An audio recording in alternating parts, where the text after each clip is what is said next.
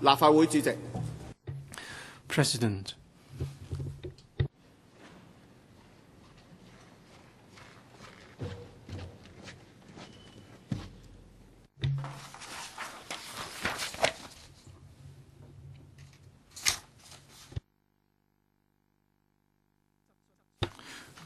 Questions. Question 1, Mr. James Tien. President, in his policy address, the CE states that despite the measures rolled out in April last year to enhance the supplementary labor scheme, specifically for the construction industry in relation to public sector works projects, the relevant measures have yet to fully address the demand of the construction industry for skilled workers, and there is a need to launch further enhancement measures.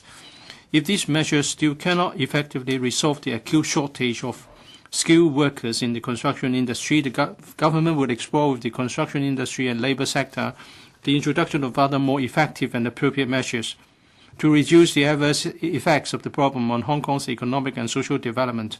In this connection, will the government inform this Council, A, apart from the assessment made by the Construction Industry Council, whether the government has made its own assessment on the future shortfall in skilled construction workers on the basis of the current number of additional new construction works projects?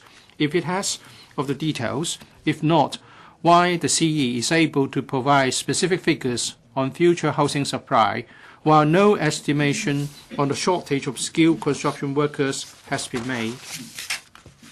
B, of the specific details and implementation timetable of the further enhancement measures and other more effective and appropriate measures as mentioned by the CE, and whether it would consider afresh the introduction of a special labor importation scheme for public housing and infrastructure works projects by making reference to the practices adopted by the authorities for constructing the Hong Kong International Airport and carrying out the relevant works projects at Chek Lap Kok. And C, as the CE has stated that if the shortage of skilled workers cannot be properly dealt with, it will seriously affect the implementation of public housing, hospital, school, and public transportation projects, will also indirectly lead to the escalation of construction costs. Whether the authorities have assessed the economic and social losses to be caused to Hong Kong by such a situation? Secretary for Development. President, good morning, members. As the CE has stated in his policy address, the government will continue to implement infrastructure and public housing works and so on with a view to improving people's livelihood and meeting the needs of the community. Since 2013, the government has worked with the Construction Industry Council (CIC) to assess the overall construction expenditure of both public and private sector works, as well as the supply and demand of construction workers over a 10-year horizon. According to the latest report on manpower forecast for construction workers released by CIC in October 2014, there will be a shortage of about 10,000 to 15,000 skilled workers in the construction industry in the coming years. My reply to Mr. Tien's question is as follows. A, on the forecast of the supply and demand of construction workers, CIC collects relevant data from the industry and the relevant government departments. They form a task force comprising representatives of the relevant trade associations, labor unions, professional bodies, the Development Bureau, and the Census and Statistics Department to formulate the methodology for the manpower forecast and to discuss and endorse the results of the forecast. The manpower forecast takes into account latest forecast construction output of public and private sectors, the number of in-service workers, and their age distribution, training, and other relevant factors. CIC will regularly update the forecasts and promulgate its results. As CIC's forecasts are prepared with inputs from the industry stakeholders and relevant government departments and have reflected the manpower situation of the industry, there's no need for the government to conduct a separate forecast on the shortage of skilled construction workers at this stage. B, the Chief Executive stated in his public policy that we needed to further enhance the prevailing supplementary labor scheme having regard to the unique characteristics of the construction industry. We will continue to uphold the overriding premises of giving priority to the employment of local workers and safeguarding their wage level. To this end, contractors are required to conduct 4-week local recruitment and accord priority to hiring local skilled workers in filling the vacancies. There are some unique operational characteristics of the construction industry not encountered by other industries. For instance, there are 5 divisions in construction activities that involve various trades with diverse skills. The work processes are carried out in sequential order. For certain work processes that takes less time to complete, skilled workers may not be able to find the relevant skilled work at the same work site every day. Besides, the work may be affected by factors such as weather conditions, supply of material and manpower, progress of upstream work processes, and so on. We are considering allowing imported skilled workers to work across more than one public sector works projects under same contractors to enhance the flexibility of deployment and maximize their productivity. In the next few months, we will expeditiously and closely liaise with the labor sector and the construction industry to work out the detailed arrangement with a view to launching the further enhancement measures as early as possible within the second quarter this year. The relevant government departments will strictly enforce the law in light of the introduction of these measures to safeguard the rights of local workers and ensure that the above mechanism will not be abused. For instance, contractors are required by the Construction Workers Registration Ordinance to regularly submit workers' daily attendance record. Upon request by the government, such information has to be provided for supervision and law enforcement purposes. Labor relations officers of the relevant public works project would also check the daily attendance record of imported skilled workers for the works projects and ensure that the contractors pay the wages as stipulated in their employment contracts to the workers. On the other hand, the Labor Department will set up a dedicated construction industry recruitment center to provide career counseling services, conduct on-the-spot job interviews, and organize job fairs for local construction workers. We will review the effectiveness of these enhancement measures in a timely manner following their implementation. If they still cannot effectively resolve the acute shortage problem of skilled workers, the government would explore with the construction industry and labor sector the introduction of other more effective and appropriate measures to alleviate the adverse impacts on Hong Kong's economic and social development. At present, the government remains open to all possible options. C.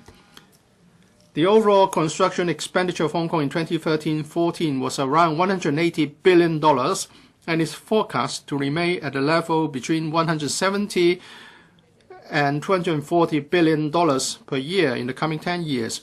If the shortage of skilled workers cannot be properly resolved, it will seriously affect the delivery of public housing, hospitals, school, and public transportation projects and lead to escalation of construction costs indirectly.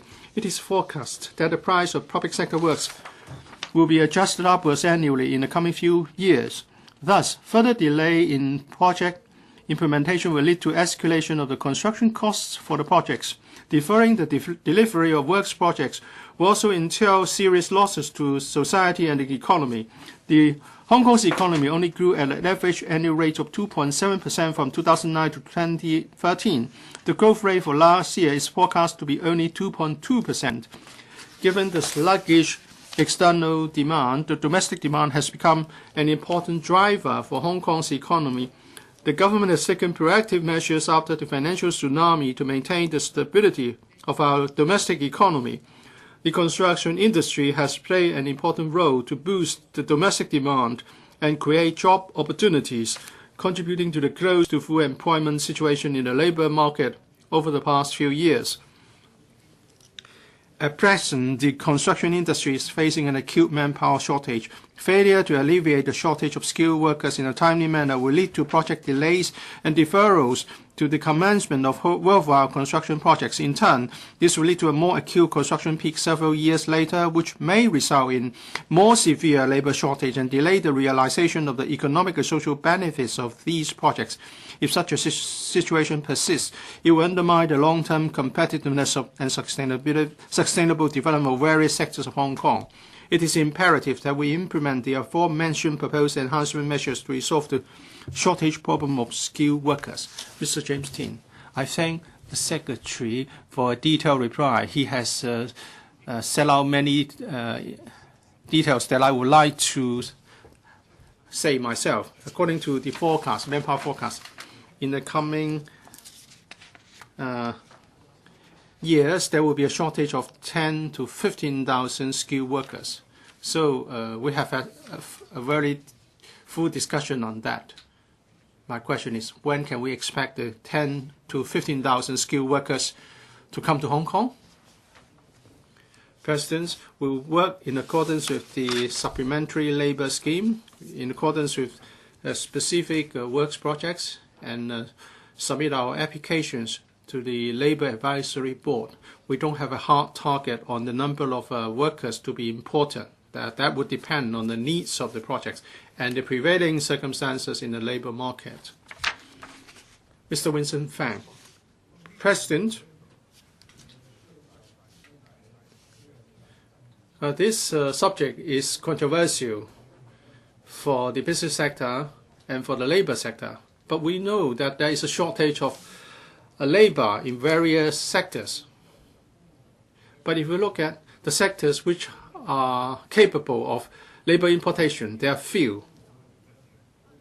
I think construction industry and the service sector catering for the needs of the elderly would be allowed to import labor. In the 80s, the textile sector was allowed to import labor, but I didn't apply because accommodation proved to be difficult. What's your question? So I have mentioned two particular sectors. Would the administration allow labor importation for the two sectors? Otherwise, there will be delays and deferrals. Public rental housing and other projects will be delayed. It's bad for Hong Kong economy. Now you have come up with this figure, 15,000 workers. Can we adopt the practice when we were constructing the Chek Lap Airport? Secretary for Development, as I set out in my reply to Mr. James Tien's questions, at this stage, we don't want to set a target for labor importation. Under the existing mechanism for labor importation, in terms of procedure, is similar to that we adopted for Chek Lap Kok. But back then, there were indicative figures. But actually, only under half of that, those figures were imported. If we set very hard target figures, then that will lead to arguments between the business sector and the the labor sector. That would be unnecessary. So we would look at individual projects, and then if open recruitment doesn't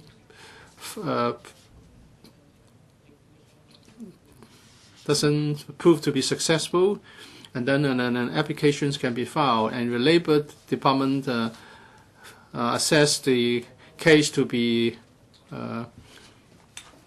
positive, then the department can also give its support. Let me say something about the current system. For imported skilled workers, for the construction industry, the workers are only meant to work for a particular project. But since the particular phasing of different works, sometimes the imported workers may not get full employment. When we apply to the Labor Advisory Board and when the approval is granted, we would like to allow the imported workers to work for the same contractors in different public sectors works projects. We believe that this would mean that productivity of imported workers will be better, and that will be it will be more flexible. More than 10 members would like to ask questions, so please be succinct in your questions, and I expect brief answers to be given by the Secretary. Mr. Tommy Cheung, the catering trade was in a boom when labor was allowed to be imported in the 80s and 90s. I'm not proposing this, President. 2 years ago, the Liberal Party made this point.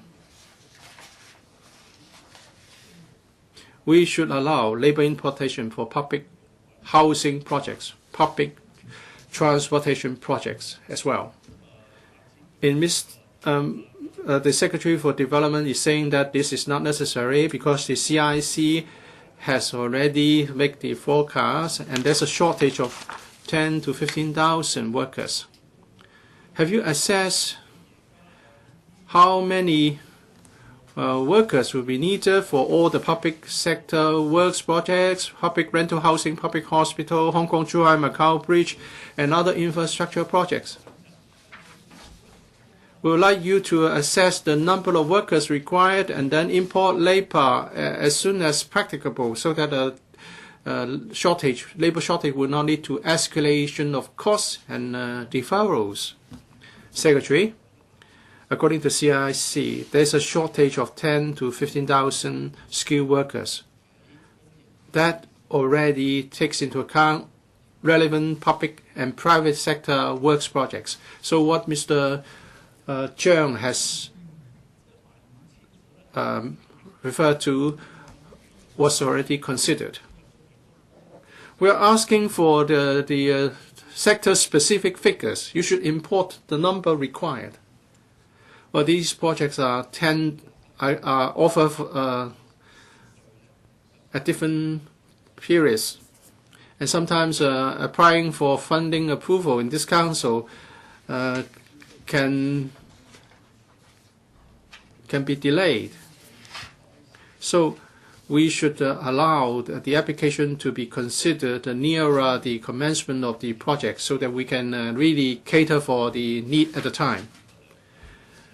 Mr. Abraham Shack, I welcome this labor importation scheme. The current scheme is rather cumbersome. Will the Secretary talk to the sector to see how we can improve the system? Secretary, in April last year, we introduced some enhancement measures. Specifically, we targeted the preparation stage. We streamlined the workflow so that compared to the past, the lead time was shortened. In the past, 8 to 9 months would be required before an application could be submitted. With the enhancement measures for the 2 successful cases, they only had to get prepared in 3 to 4 months. We are proposing further enhancement measures. We will closely liaise with the labor sector and the construction industry to see what further can be done to improve things. We will seize every opportunity to do so. Mr. Poon Siu Ping, according to the Secretary, there's a labor shortage in the construction industry, and he said this has led to delay. I don't agree. The Secretary also talked about giving priority to local employment. According to some press reports, trade union complained that 50 construction workers got registered for employment, but not even one was employed. It is said that the recruitment exercise was a fake one, and that was meant to pave the way for labor importation by that particular employer. Do you have any response to that report? Secretary for Labor and Welfare, with regard to the report of the case, we attach very strictly to the 4-week recruitment requirement. If there are local workers available, we are not going to allow labor importation. We have allowed the importation of 677 workers, but at the same time, we have also imported local workers. The ratio is 1 to 3. We have now received 18 applications under the enhancement measures involving 1,050 workers. 2 of the applicants have withdrawn their applications. 1 was withdrawn rather. The other was rejected by the Labor Department. So we act very strictly in screening applications, but there's a acute shortage. We should remain calm and try to balance the interests of different sectors. Ms. Chen Yun-han, I'm rather emotional about this.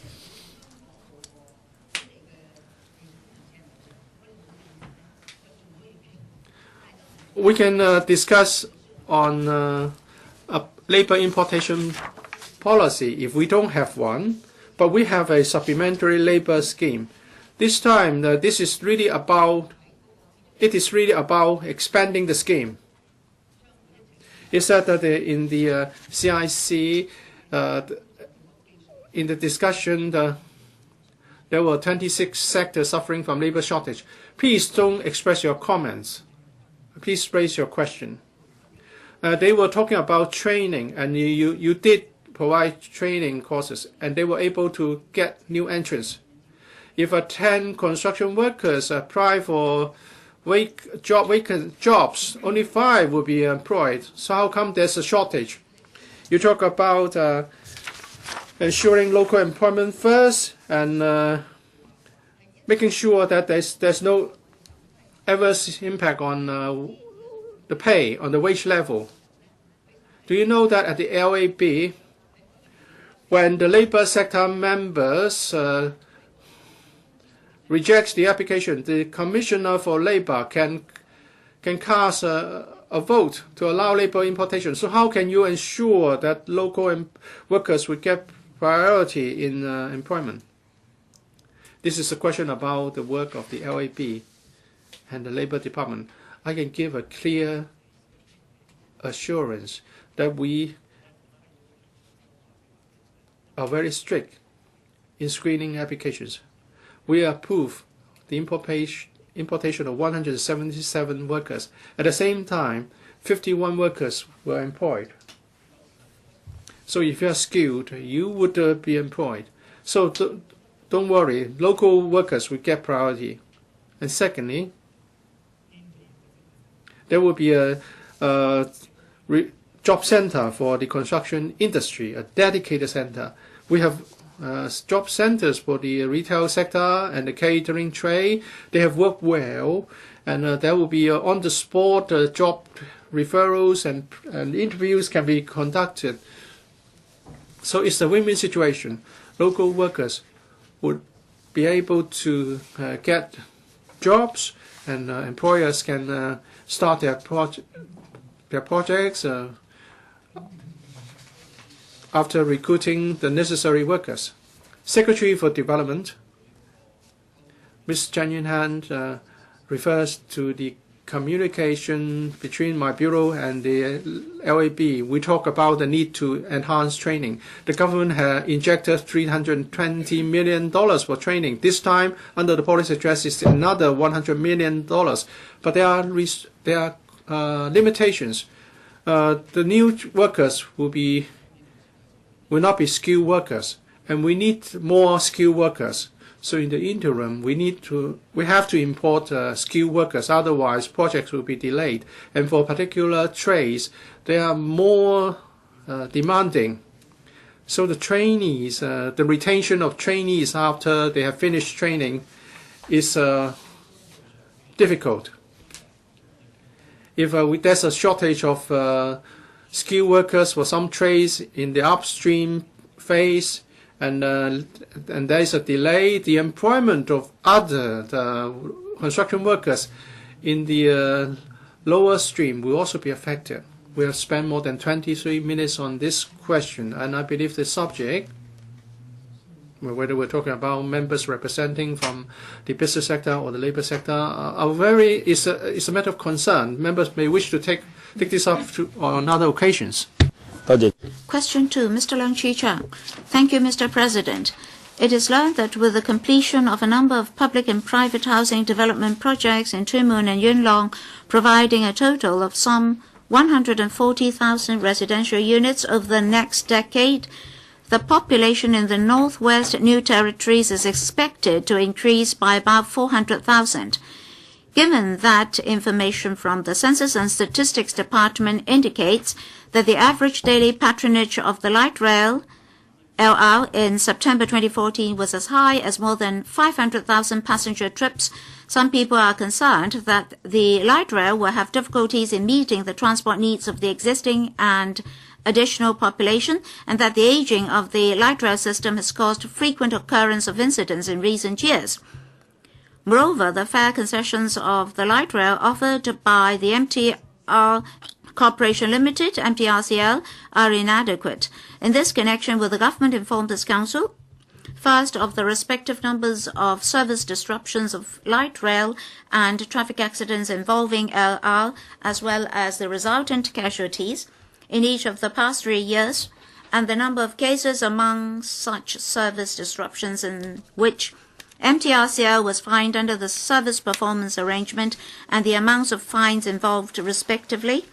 Second, given that MTRCL currently implements monthly pass schemes for several rail lines but does not offer similar fare concessions for LR, except for free interchange of LR provided for West Rail passengers only, whether the authorities will suggest to MTRCL to consider reintroducing the monthly pass scheme for LR, so as to alleviate the financial burden of residents who frequently take LR, such as those who work or study in the districts as well as housewives, if they will not, of the reasons for that.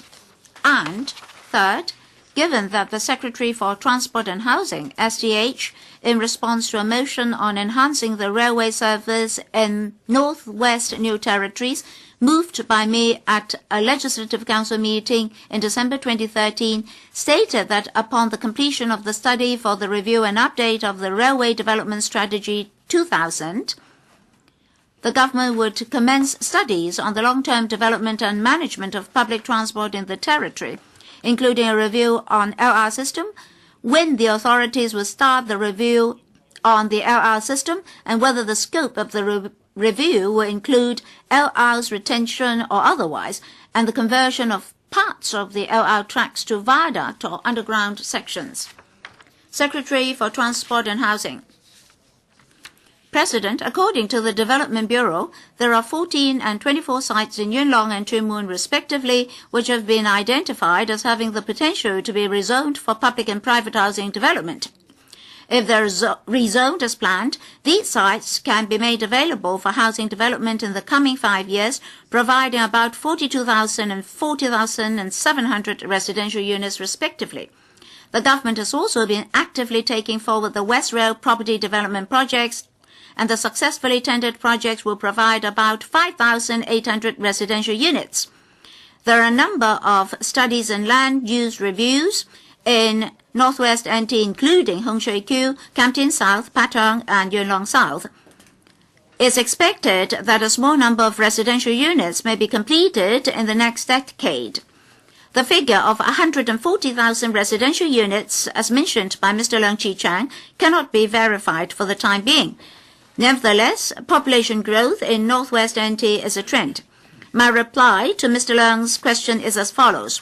First, the MTRCL arranges regular maintenance for various components such as vehicles, trains, tracks, and overhead lines of the railway system, which includes light rail to ensure railway safety and reliability. In case of incidents, MTRCL will carry out in-depth investigation in the first instance and adopt improvement measures to prevent a recurrence. In the past 3 years, that is 2012, 2013, and 2014, with light rail vehicle trips totaling more than 1 million per year, there were 29, 27, and 33 service disruptions, referred to service disruptions of 8 minutes or above, within the control of the MTR. Amongst them, there are 2, 1, and 3 service disruptions of 31 minutes or above. Under the service performance arrangement, the MTRCL was fined $4 million, $50 million, and $8 million respectively as a result of these disruptions. Proceeds are put into a fare concession account and returned to a passenger via the 10% same-day second trip discount scheme, according to the fare adjustment mechanism. In the past 3 years, according to the MTRCL, the number of traffic accidents involving light rail were 20, 27, and 29. 12, 21, and 16 cases involved casualties of 73, 105 and 46 respectively. Among the casualties, there are 2 deaths in 2 accidents occurred in 2013. Second, the government has been encouraging the MTRCO to review from time to time the effectiveness of existing fare concession schemes and actively consider the feasibility of introducing new schemes to respond to the needs of different passenger groups, having regard to the outcome of the review on the fare adjustment mechanism and the balance between the corporation's financial prudence as a listed company and corporate social responsibilities as a public utility. Currently, the fare concessions which can be enjoyed by light rail passengers using Octopus card include the 10% same-day second trip discount scheme, MTR student travel scheme, and light rail bonus scheme. In addition, passengers of West Rail Line can enjoy free rides on light rail if they use Octopus card or hold the monthly pass extra. According to MTRCO, these fare concession schemes cater for the needs of different passenger groups and are more effective in meeting the needs of frequent light rail passengers than launching light rail monthly pass scheme with fixed prices.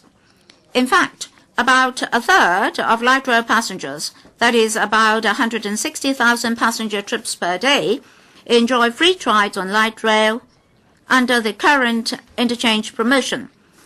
Together with the other fare concession schemes, the remaining 2/3 of light rail passengers are only charged at an average fare of about $3.5 per ride. The MTR will continue to keep an eye on market conditions, review existing fare concession schemes, and consider whether to introduce new ones. Third, the Transport and Housing Bureau, THB, will carry out the Public Transport Strategy Study, PTSS, to systematically review the respective roles and positioning of public transport services, including light rail other than heavy rail. In the role and positioning review of PTSS, we will examine the long-term development of light rail. Major topics to be covered include the feasibility of increasing carrying capacity with the original design of the light rail system, the feasibility of upgrading the design of the existing light rail system to increase the carrying capacity, the long-term demand of Northwest NT for public transport services, and the development of various public transport services, including light rail, in meeting such demands.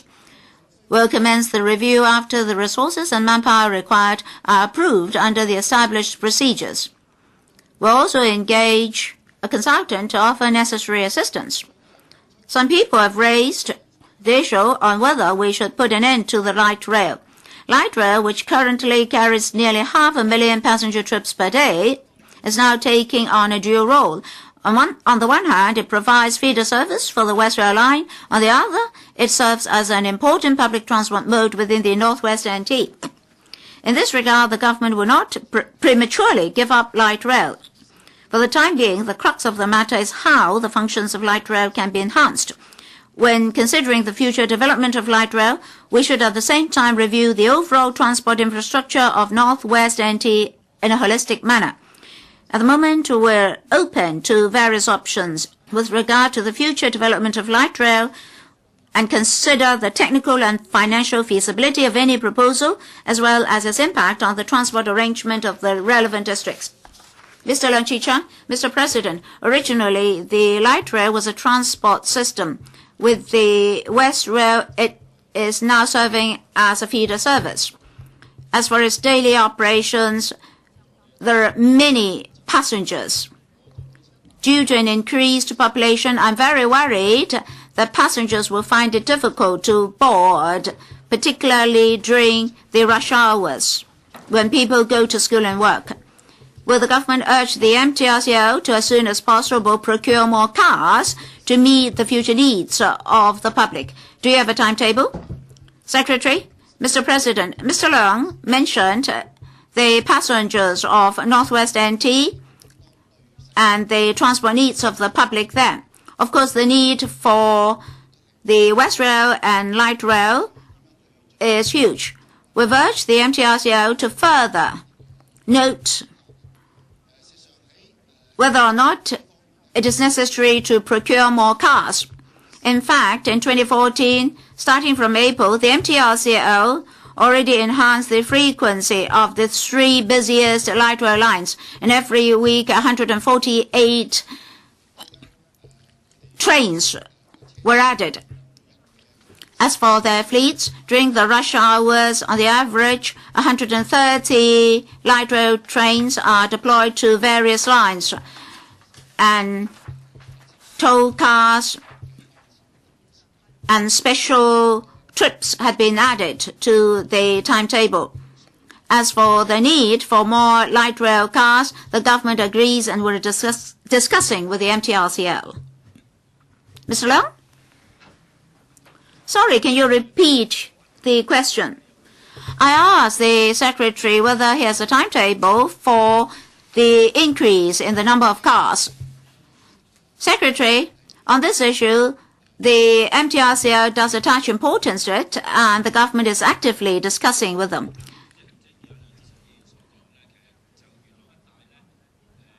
Mr. Leung Che-cheung, as the Secretary said, the population in Yuen Long and Northwest NT is ever growing, and pedestrians and vehicles are competing for road space. We badly need improvement measures. When Mr. Leung Che-cheung asked him about the light rail, particularly whether or not the light rail can be converted into a viaduct or underground system, the Secretary only responded by saying that the government keeps an open mind in various options for the future development of the light rail, and technical and financial feasibility will be considered, as well as ancillary transport arrangements in the districts, etc., etc. A long time ago, we already told you that platform circumstances are really hazardous.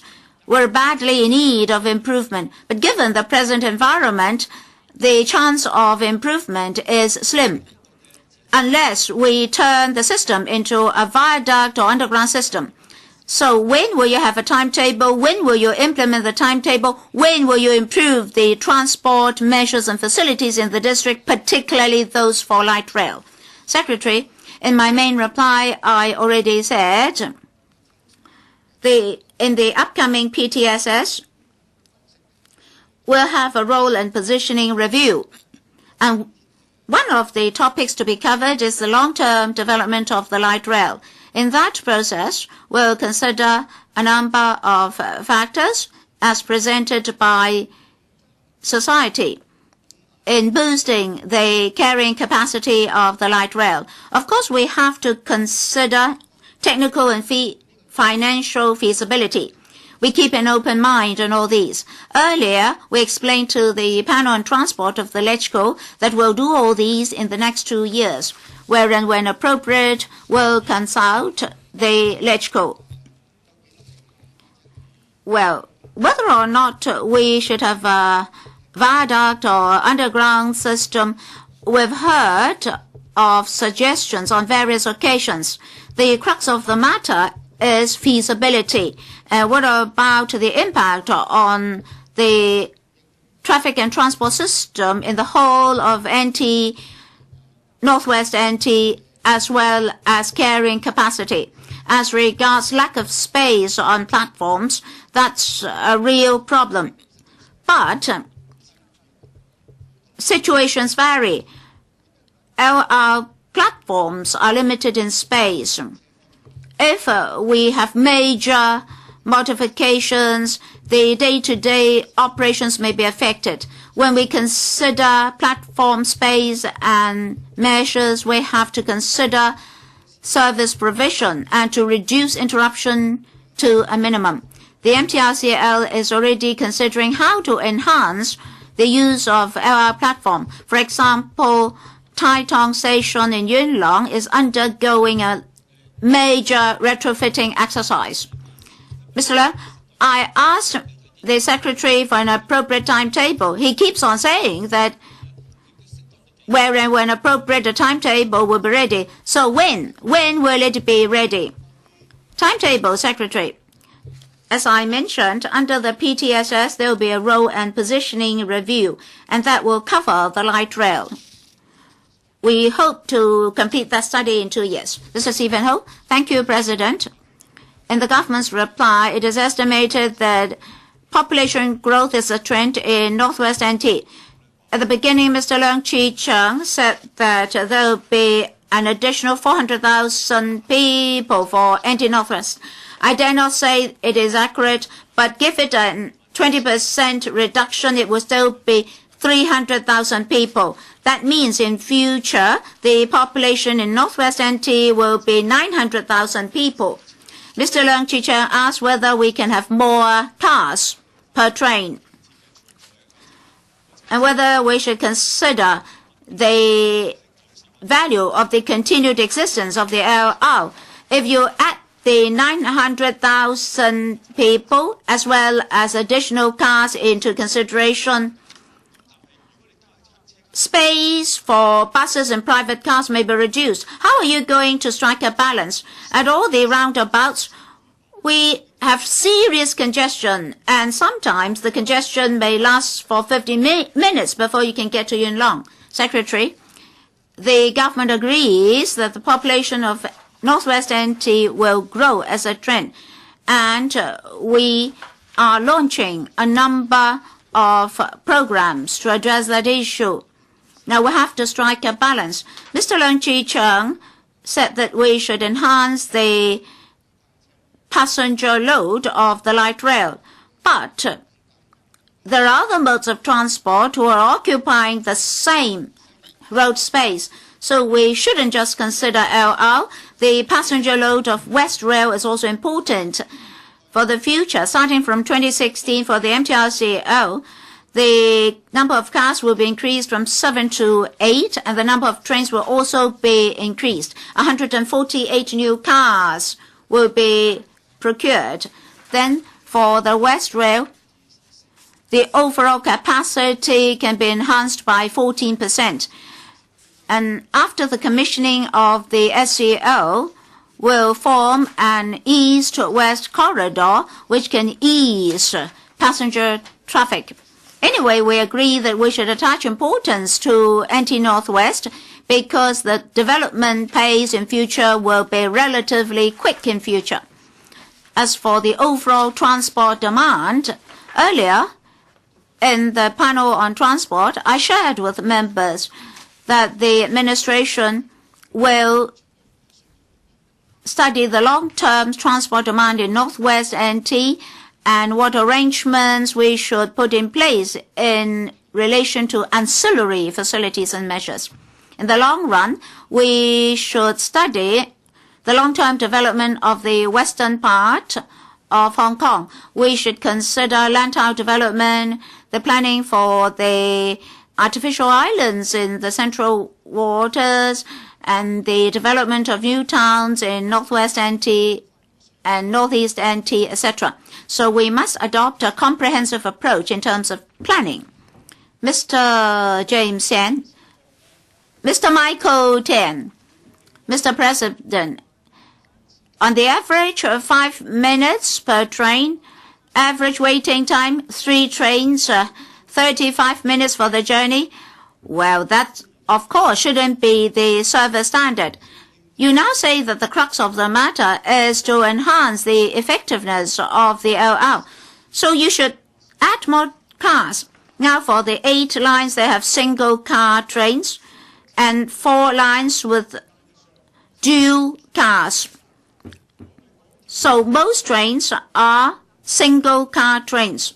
You say there's not enough road space, but just now the Secretary said that you would discuss with the MTRCL on the procurement of new cars. When I left the KCL, 20-odd cars were procured. That's the last time you procured LR cars, mainly because of inadequate road space. So if we continue to lack road space, you won't procure new cars, right? Then you might as well replace the light rail by the east rail. So I am really perplexed. Please help me, Secretary. Secretary, if road space allows us to increase the number of cars per train, then we allow the MTRCL to add cars to trains. And for certain lines, there are dual car trains. Here I have some figures. In terms of frequency, a number of lines of dual car trains. 761P from Tin Yat to Yuen Long. Of course, road traffic has to be considered, as Mr. Stephen Ho mentioned. In the long run, indeed, light rail is limited in terms of further expansion. At the moment, every day it's carrying 500,000 passenger trips. We must not neglect its importance. Now, how to enhance the passenger capacity of the light rail? Can we improve the design? Are there other methods to enhance its passenger capacity? We're considering all these. And we tell the MTRCL not to slight the importance of light rail. In investing in train cars, the importance attached to the light rail should not be less than that for the heavy rails. As for upgrading, in future, under the long-term development study for light rail, we'll consider all these factors. Mr. Tam Yu Chung. Mr. President, in the Secretary's reply, it said that the government will urge the MTRCL to enhance the passenger capacity of LR. Well, Secretary, as a director of the MTRCL, have you discovered that actually the MTRCL does not attach much importance to the light rail system, which, according to their calculation, is suffering from a deficit, so they don't intentionally enhance the LR service. But additional cars will be very helpful in easing passenger traffic. In the MTRCL, did you explicitly require them to add how many cars by what time? Should you not give us a clear explanation for us to follow up? Secretary? Mr. President, just now Mr. Tam pointed out that indeed the light rail system is suffering from a deficit at the moment. According to MTCL information, in the past 3 years, on the average, they suffer an annual deficit of $100 million. But light rail forms part of the whole rail system. The MTRCL shouldn't just look at the deficits of the light rail. It should look at the whole system. The whole railway system is making a profit. So the MTRCL is financially capable of increasing investment in the light rail. For example, by procuring more cars. And recently we were discussing this with them. We've spent over 23 minutes on this question. Question number 3, Mr. Felix Zhong.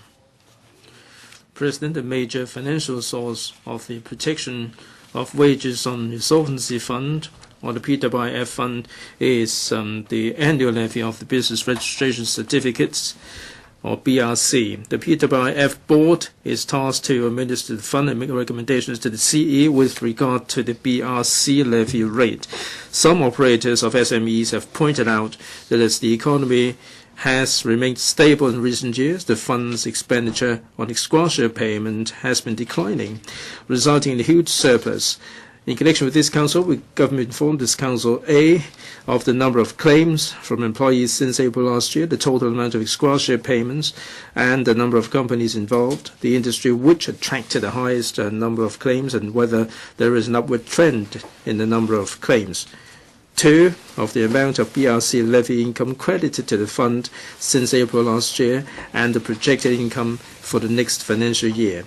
Whether the authorities expect a growth in such income and a current accumulated surplus of the fund. And 3, as there are views that the persistent uncertainties in the global business environment may impact adversely Hong Kong's economy, whether the government knows if the board will consider recommending a downward adjustment of the BRC levy so as to reduce the operation costs of SMEs. Secretary for Labour and Welfare. President. The protection of wages on insolvency fund, or the PWIF fund, is set up to provide timely financial relief in the form of exgrotia payment to employees of insolvent employers in the event of business closures and failure to pay employees.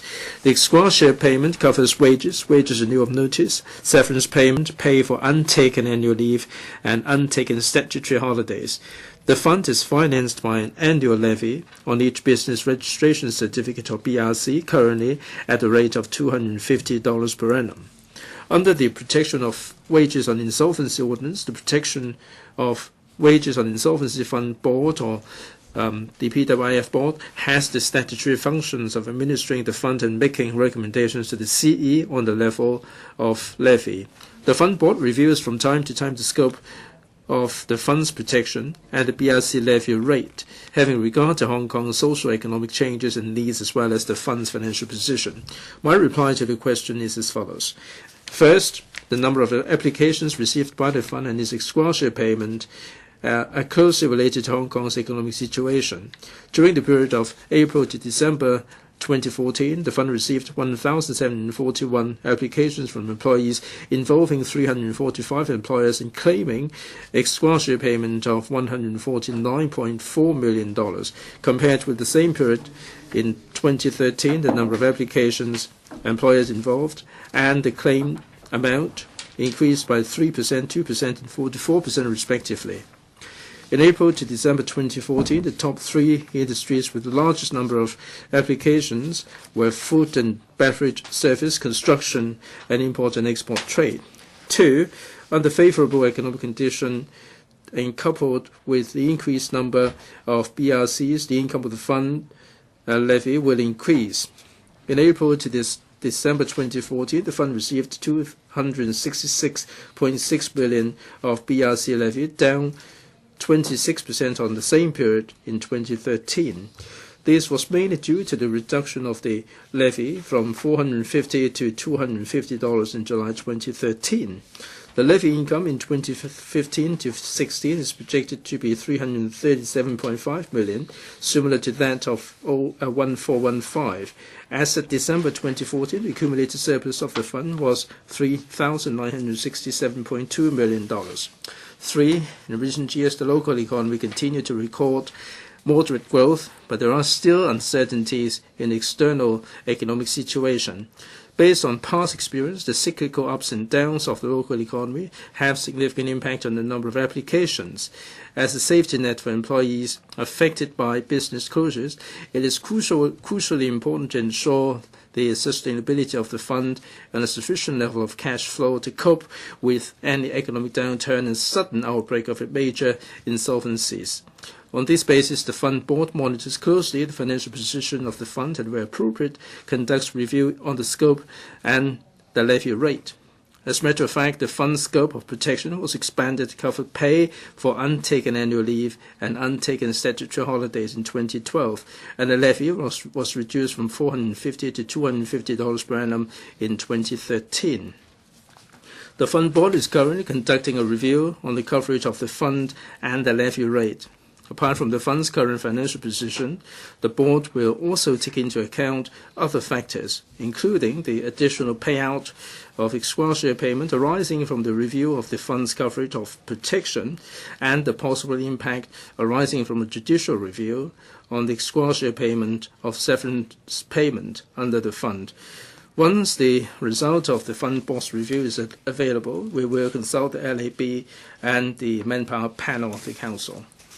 Mr. Chung, President, we don't want to see any increase in insolvencies in Hong Kong. Last year, the number of claims stood at about $149 million.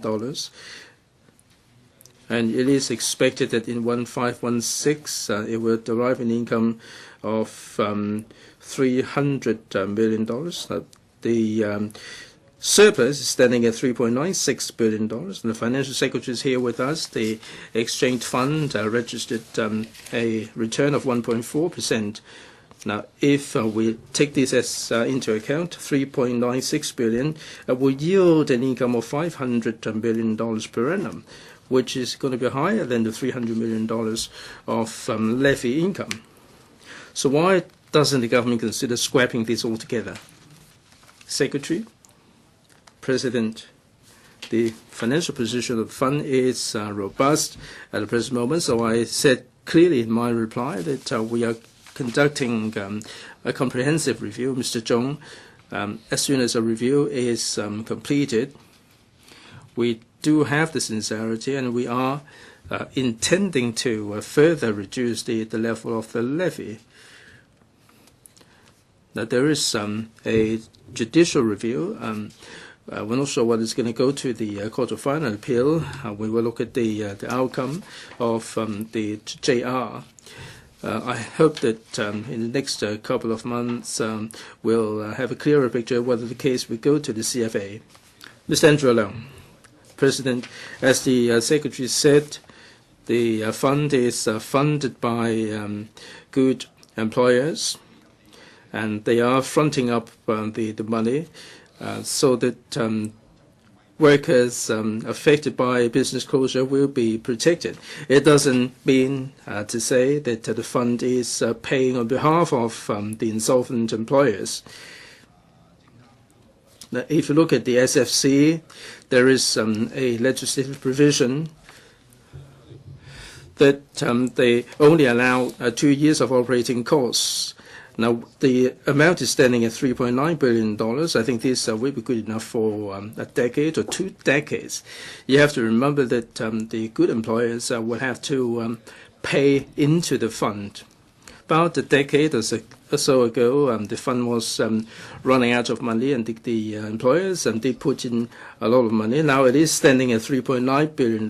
We understand the cyclical ups and downs, but we do not anticipate any catastrophes in Hong Kong that will be happening. The FS is here.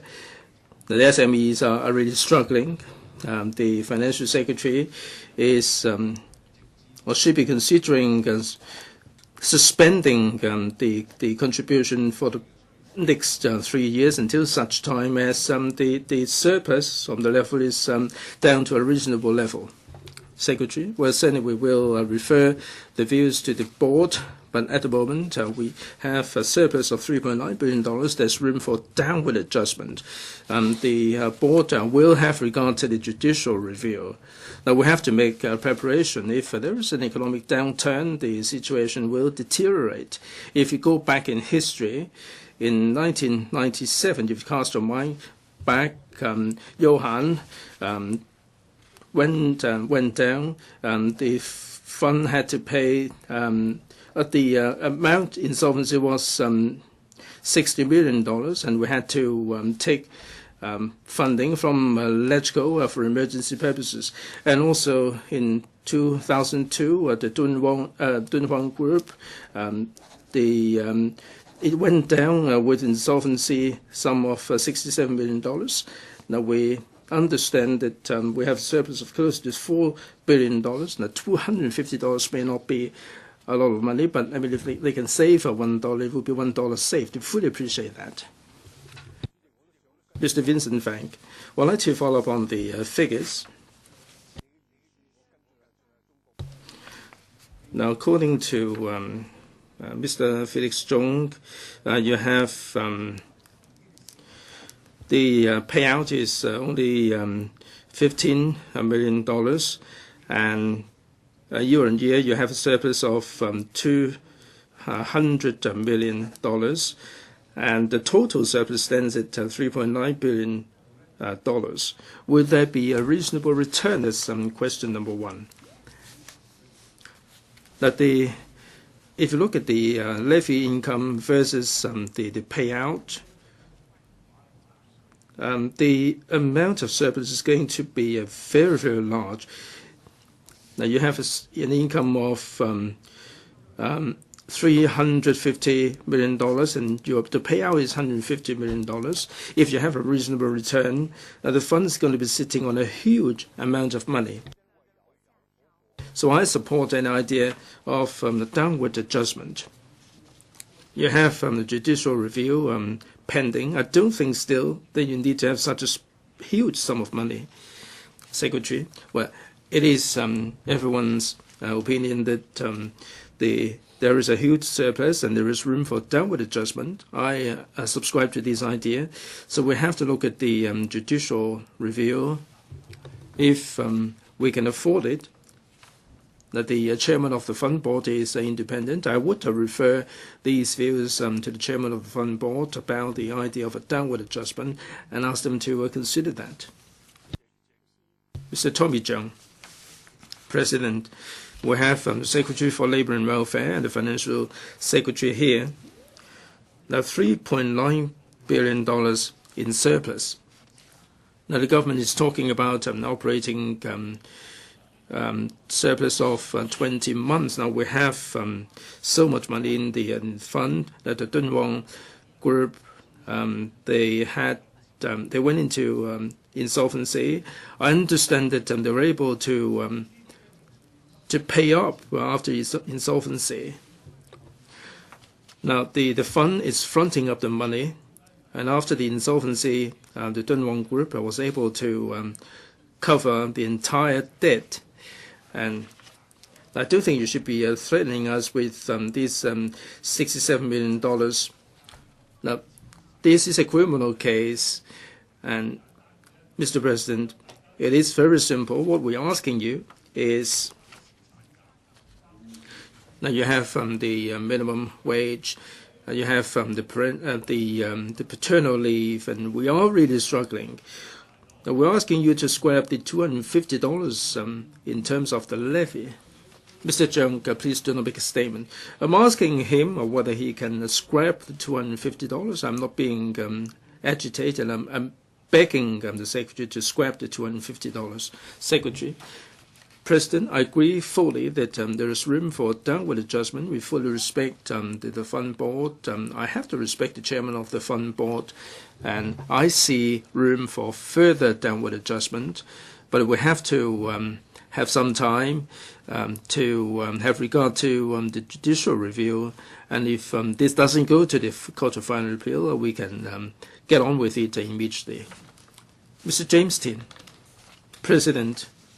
Now, we have the Financial Secretary here with us. The government is being cautious with this financing. I think it's only reasonable, but they shouldn't be acting like Mr. Scrooge. Now, we're asking you to scrap or to stop collecting $250. We're not saying that you have to distribute the $3.9 billion. The government is mentioning the court case, how much it's going to be. In terms of payout, now we're $3.9 billion. Is it possible that the $250 can be suspended, Secretary? Well, give us a couple of weeks. Even if it goes to the Court of Final Appeal, the review is not just about downward adjustment. We have to look at the scope of the protection. This will be beneficial to both the employer and the employee. Now, we do have the upper ceiling here. Now, with the PWIF, it is not there to pay on behalf of the employers. It is there to front up the money to provide relief to the workers. And there is a cap, and we cannot allow a situation that they cannot pay up. This we will consider the scope of the protection. Now, we are working on the suggestion that you mentioned, Mr. Tien. The Secretary is talking about a downward adjustment. My question is, will this be scrapped altogether? Secretary, I don't rule out this possibility. I said that we have the chairman of the fund board. The board is represented by the employer and the employee, and the Liberal Party's position. We fully understand. We will relay the position to the fund board and also share with the board my personal opinions. Mr. Leung Che-cheung, President, well, it's only a coincidence that the Liberal Party members or the business sector members spoke before me. The Secretary admitted that there was room for improvement. We're talking about a mere $250 per annum, and you're making a big issue out of it. For the workers, it is a big issue. If they don't get paid, they don't have the statutory benefits which are not fully protected. Now, we're asking the Secretary to broaden the protection scope. And you said that there will not be enough funding. Now, you are hanging your head down and admitted that there would be a room for a downward adjustment. I think you're really ridiculous. My question to you, you have so much money in the PWIF fund. How soon are you going to make sure that all the protection that the workers are entitled to would be given instead of making deductions? Secretary, Mr. Leung, I said very clearly that we attach equal importance to the interests of the employer and the employee. I talked about the scope of protection. We are considering expanding the scope, and the amount contributed will be considered. Now, the Liberal Party members are talking about the levy. Now, you are asking about the workers. Now, both parties are of concern to me. Mr. Leung, please repeat your question. Now, he said that there is room for downward adjustment for the business sector. And how soon are you going to expand the scope of protection? He said he's stuck in the middle. I don't think he is saying anything in reply. Secretary, scope of protection. President, we are considering a comprehensive review covering two aspects. The first one is the scope of the protection, like the untaken annual leave and untaken statutory holidays. We said that there would be a review in a year's time to see whether there would be any upward adjustment. At the same time, we are considering the levy rate. There have been 2 increases and 2 decreases. It was $600 at one point. Now it's down to $250. We're not biased in favor of any one party. We are being pragmatic. Ms. Sitho. President, you have $3.9 billion. It is overflowing with funding. That's because the scope of protection has been so ridiculous, $250. If you drink 3 coffees in a 5-star hotel, would be more than $250. Now, they are trying to be so exploitative and trying to scrap these $250. Now, for wages in arrears, in the ATV is owing a lot of wages. If the ceiling is $36,000, then it will not be enough of a protection for the workers. Now, for severance pay, if it is above $50, there would be a reduction by half. Now, given the colossal surplus in the fund, are you going to remove the wages in arrears ceiling and also the reduction of severance pay beyond $50,000? Secretary, we are reviewing the scope of protection, including the wages in lieu of notice and so on. It would be impossible to remove the ceiling altogether, because if someone on high pay is coming for a payout, now, let's say someone is on very high pay, then it would impose burden on the fund. But definitely, we will have regard to the economic situation, the employment situation, and review whether there is any room for improvement. I hope that something positive will come out of it. Ms. Sitho, President, I hope that the Secretary will give the undertaking that wages in arrears. Will you give us the undertaking that the ceiling will be removed so that the medium and low-income workers will not suffer? Ms. Sitho, I think the Secretary has already addressed the question. Mr. Raymond Chen is not here. Mr. Wong Kwok-pan. President,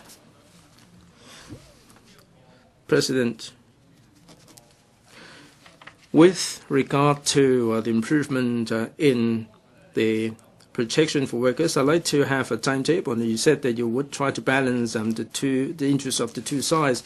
2013, the employers' contribution has been reduced by 50%. FS, I hope you are listening. The government's very nice to the employers. Your question, please. Now, at the moment, the ceiling is $36,000, while on it is $22,000. Severance payment, the ceiling is $50,000. Anything above that will be cut by half. Given this protection, will the Secretary conduct any specific review and come up with a timetable for the review to be undertaken so that the workers will have the applied ease?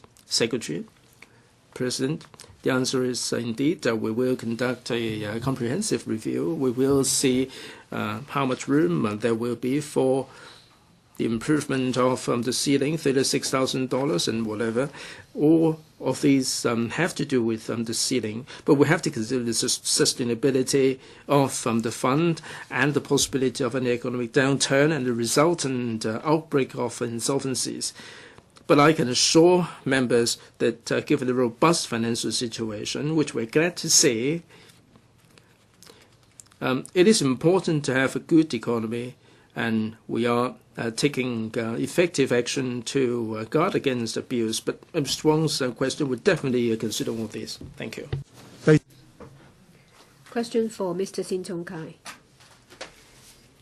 President, I think Mr. Matthew Jones more on the side of the employers than employees. Well, this is also related to you. Mr. President, it's been reported that Asia Television Limited, ATV, has been plagued with financial problems recently. Apart from repeatedly defaulting on wages since September last year, ATV has also defaulted on its carrier license fee and fee for domestic free television program service license, TV license for short, for 2014 to 15, payable to the Communications Authority, CA.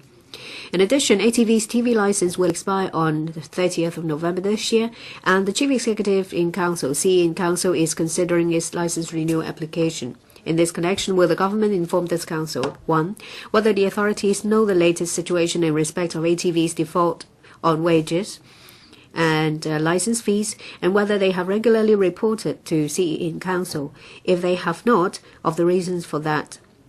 2. Given that ATV reportedly defaulted on payments of license fees for 2012-13, if the authorities know, if CA will assess afresh, if ATV's financial position complies with the requirements of the TV license, and the circumstances under which CA will suspend ATV's TV license under Section 31 of the Broadcasting Ordinance, BO. And 3. Given that BO stipulates that when CE in Council decides not to extend or renew a TV license, he shall notify the licensee at least 12 months before the expiry of the license, and that ATV's TV license will expire on the 30th of November this year, whether the authorities have assessed if the fact that the CE in Council has not yet made a decision on the renewal of the license is tantamount to extending the validity period of the license, and whether the purpose of not making a decision is to allow ATV more time to look for investors, so as to facilitate the subsequent approval for the renewal. If it's not the case, when the authorities expect to announce the outcome of the application? Secretary for Commerce and Economic Development. Thank you, Mr. President. My reply to the three-part question is as follows. The government is very concerned about ATV's recent defaults on wage payments. We have repeatedly made open appeals urging ATV's shareholders and management to promptly resolve the overdue wages owed to their staff in accordance with the law. The government has also offered assistance to the staff affected. As regards the suspected offences of default on wage from July to September 2014 committed by ATV under the Employment Ordinance EO, The Labour Department LD has earlier issued a total of 34 summonses against ATV and a director, namely ATV for willfully and without reasonable excuse failing to pay wages due under Section 23 of EO, and the director concerned for allowing the offences to take place with his consent, connivance or neglect under Section 64B of EO. A hearing is fixed on the 30th of January this year at Sha Tin Magistracy. In respect of ATV's late payment of wages for November 2014, LD also issued 42 summonses on 27th of January, including 21 summonses against ATV for offences under Section 23 of EO, and another 21 against the director concerned under Section 64B of EO. In addition, ATV's failure to effect wage payment for December last year within the statutory time limit is currently under our investigation. LD will strictly enforce the law and initiate further prosecution action if there is sufficient evidence. As far as broadcasting regulation of domestic free TV program service is concerned, the CA has written to ATV several times to remind them of its obligation to abide by the BO and the license conditions, including but not limited to the requirement of maintaining adequate financial resources and manpower to ensure continued provision of free TV service, meeting all statutory requirements and licensing conditions such as the broadcast of a specific number of hours of positive programs as specified. To date, ATV has not yet paid the fixed fee for its free TV service license and the annual fee for its fixed carrier license for the licensed year 2014-15 in accordance with the statutory and license provisions. The CA considers it a serious breach for ATV to have failed to settle the relevant fees on time, being the second breach of the same requirement in 3 years. As such, it has provisionally decided to impose a financial penalty of a total of $200,000 on ATV. The CA has just received their representation on the matter. The CA will consider their representation before making its final decision. Moreover, the CA has decided to reject ATV's application for settling the license fees in arrears in 5 installments, and provisionally decided to direct them to settle the outstanding fees and interests in 2 installments by 18th of February and 18th of March this year. The CA will consider ATV's representations before making its final decision in accordance with established procedures. If ATV cannot comply with the direction to pay the outstanding fees and interests according to the time frame, the CA will consider imposing a more serious sanction, including invoking the license revocation procedures under the BO. ATV's free TV service license is due to expire on the 30th of November this year. ATV submitted an application for renewal in November 2013. In processing the renewal application, the CE in Council will consider all relevant factors, including the licensee's operational capability, financial condition, etc., before making a decision. 2. Section 31 of the BO provides that the CA may suspend a license for a period of not more than 30 days in some specific circumstances, including the licensee's failure to pay the fees payable under the BO, including license fees, and the licensee's repeated and material contraventions of the legislation, license conditions, as well as the code of practice, direction, order, or determination issued by the CA. As regards the free TV service license, the CA shall, before making a decision whether or not to suspend a license, serve on the licensee a notice in writing, stating that the CA has under consideration the suspension of the license and giving the grounds and any other reasons concerned. The CA also has to consider any representation made to it in relation to the proposed suspension, and a public hearing has to be conducted in accordance with the procedures for the hearing determined by the CA if the proposed suspension is due to material contraventions. Where the CA finally decides to suspend the license, the suspension shall not come into force if an appeal under Section 34 of the BO against the suspension is made to the CA in Council by the licensee until the appeal is withdrawn, abandoned, or determined. I believe that the CA will handle any offences of ATV in accordance with the aforesaid legislation if it is deemed necessary to consider license suspension upon their examination of the nature and seriousness of the offences. 3. Under the BO, the CA shall, as soon as practicable after the receipt of a renewal application, and in any case no later than 12 months before the expiry of the license, submit recommendations to the CA in Council in relation to the extension or otherwise, or renewal or otherwise of the license, and where appropriate, the conditions subject to which the license may be extended or renewed. In this connection, the CA submitted its recommendations to the CE in Council on the 4th of November last year. Under Section 11 of the Bill, the CE in Council may, during the period of a free TV license, extend or renew the license, which shall take effect upon expiry of the validity of the license. Under Section 8(1)(a) of Schedule 4 to the BO, where the CE in Council decides not to extend or renew a license, he shall cause notice of the decision to be served on the licensee at least 12 months before the expiry of the license. That is 12-month notice. Under Section 8(2) of Schedule 4 to the BO, where it is necessary for the purpose of complying with the requirement as to the 12-month notice, the CE in Council may extend the term of license. In other words, the 12-month notice is the length of notice as required by law that the CE in Council shall give to a licensee after it decides not to renew it. The requirement, therefore, shall not be regarded as tantamount to extending the period of the license when the CE in Council has not yet made a decision.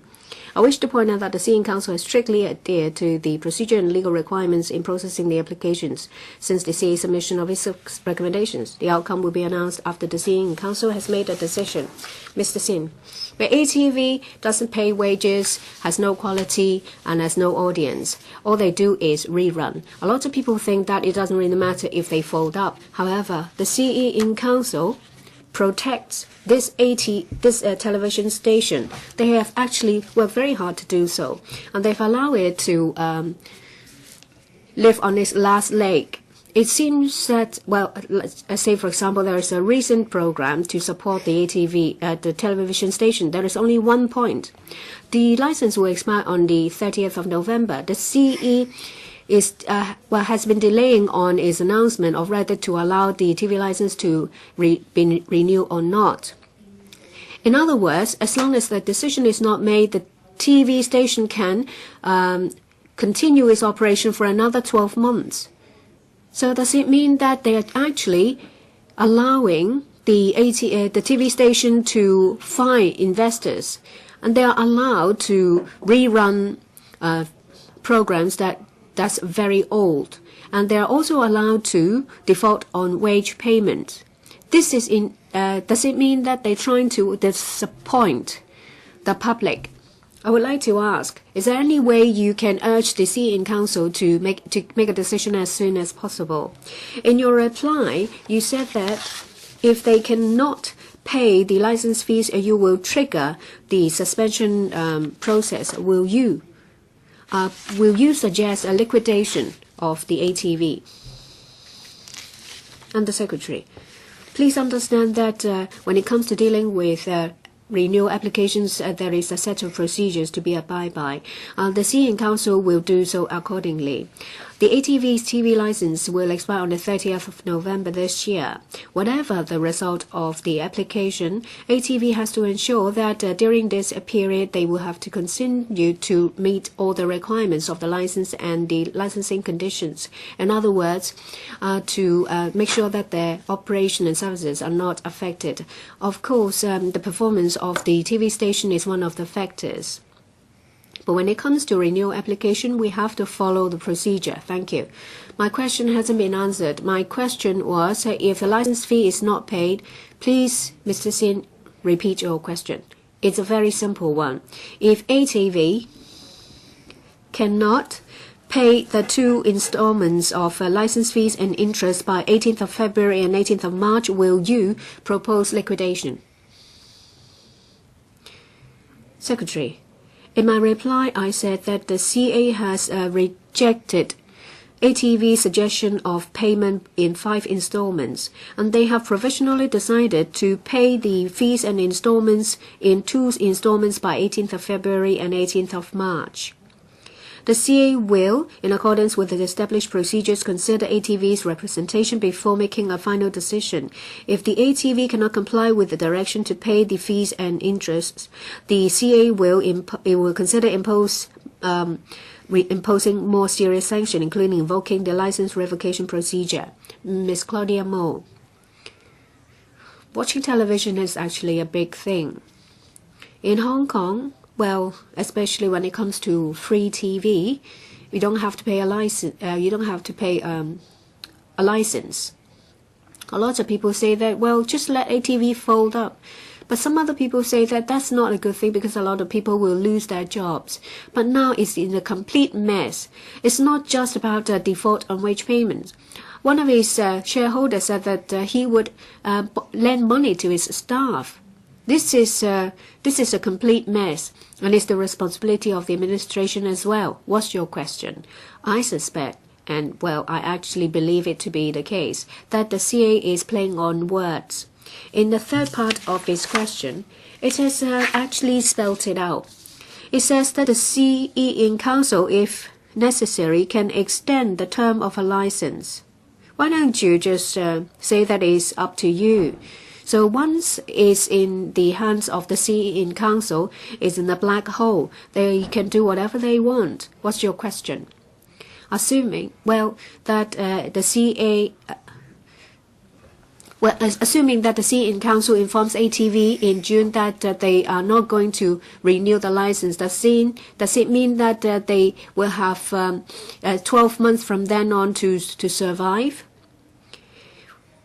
Well, the CE in Council has been sitting on this matter.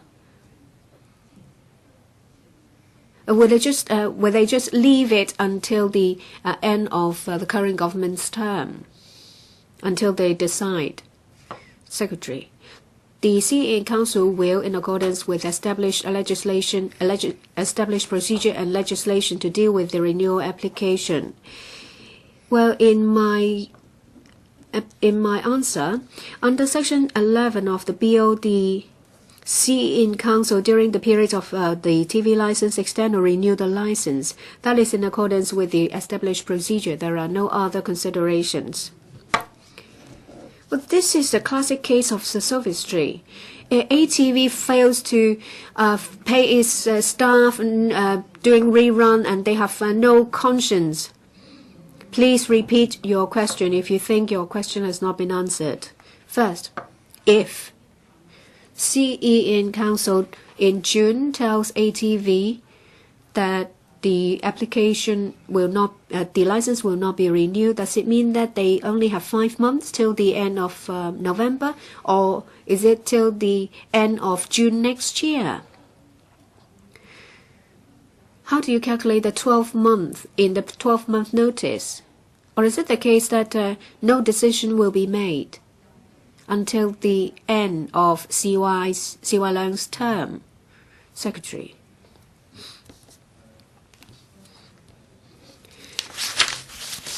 The CDB has always been asking the ATV to provide services in accordance with the license conditions. I've already answered it, but I'll repeat myself. Under Section 11 of the BO, the CE in Council may, during the period of validity of free TV license, extend or renew the license, which shall take effect upon expiry of the validity of the license. In Schedule 4, Section 8(1)(a), where the CE in Council decides not to extend or renew a license, he shall cause notice of the decision to be served on the licensee at least 12 months before the expiry of the license. That is called the 12-month notice. Under Section 8(2) of Schedule 4, where it's necessary for the purpose of complying with the requirement of the 12-month notice, the CE in Council may extend the term of a license.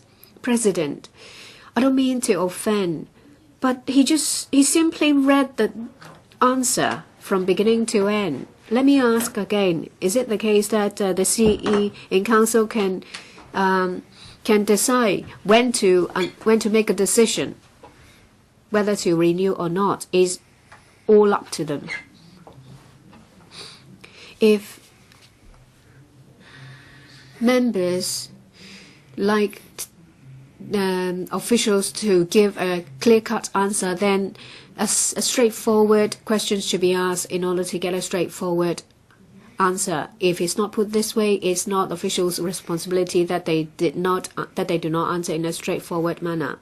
Secretary, well, if the Council decides not to renew, then the 12-month notice will be triggered. Dr. Fernando Cheung, the Secretary is just a human recorder. He just repeats what he's said many times before. ATV is a mess. Hong Kong people know that it has to be folded up. they owe wages, and employees will have to owe shareholders money. It really is outrageous. Yesterday, the chief executive in front of the media said that in relation to the renewal, well, after they have received the application, the relevant department will conduct analysis. After that, a recommendation will be given to the CE in Council for consideration. Today, the administration's answer is that the CA has, on the 4th of November, submitted their recommendation to the CE in Council. I think that after the CA has submitted recommendation, the relevant department will conduct analysis, and then the CE in Council will consider the analysis and make a decision. What's your question? It's a very simple one. That C.Y. Leung is now shifting the responsibility to the department. Well, whether they have completed the analysis. So I want to ask the Secretary whether they have completed the analysis and what's their inclination. Secretary, just like dealing with any other licensing issues, the relevant departments will provide support to the CE in Council for that consideration, say, for example, supply of information, and to make sure that the CE in Council acts in accordance with all the procedures and legislation. And the same approach will be adopted in dealing with this application. Thank you. Please repeat your question. It's a simple question. When and what's their inclination? Renew or not renew is a very simple question, and you just repeat the same thing, an established procedure. Don't say that again. So can you answer time and your inclination? All I can say is that the CE in Council has been very careful in dealing with this matter. They are already working on this. Once they have a decision, we will announce it. Ms. Chen Yunhan.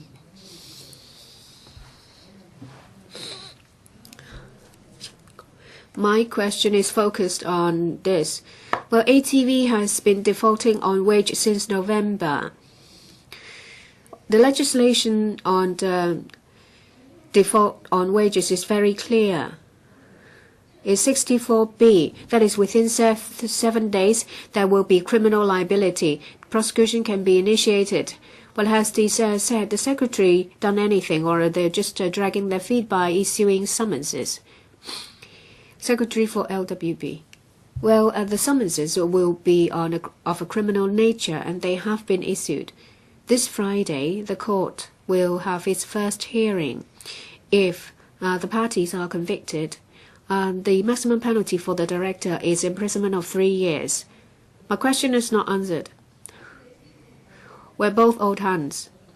Let me see that when it comes to this, he must have gone crazy. He thinks that taking them to court is doing something. They've been dragging their feet.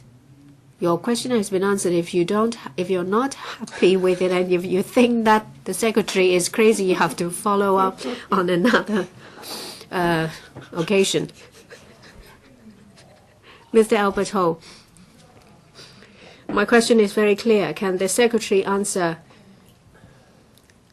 in a straightforward way whether they think the ATV is able to fulfill their obligations on wage payment? If they are unable to do so,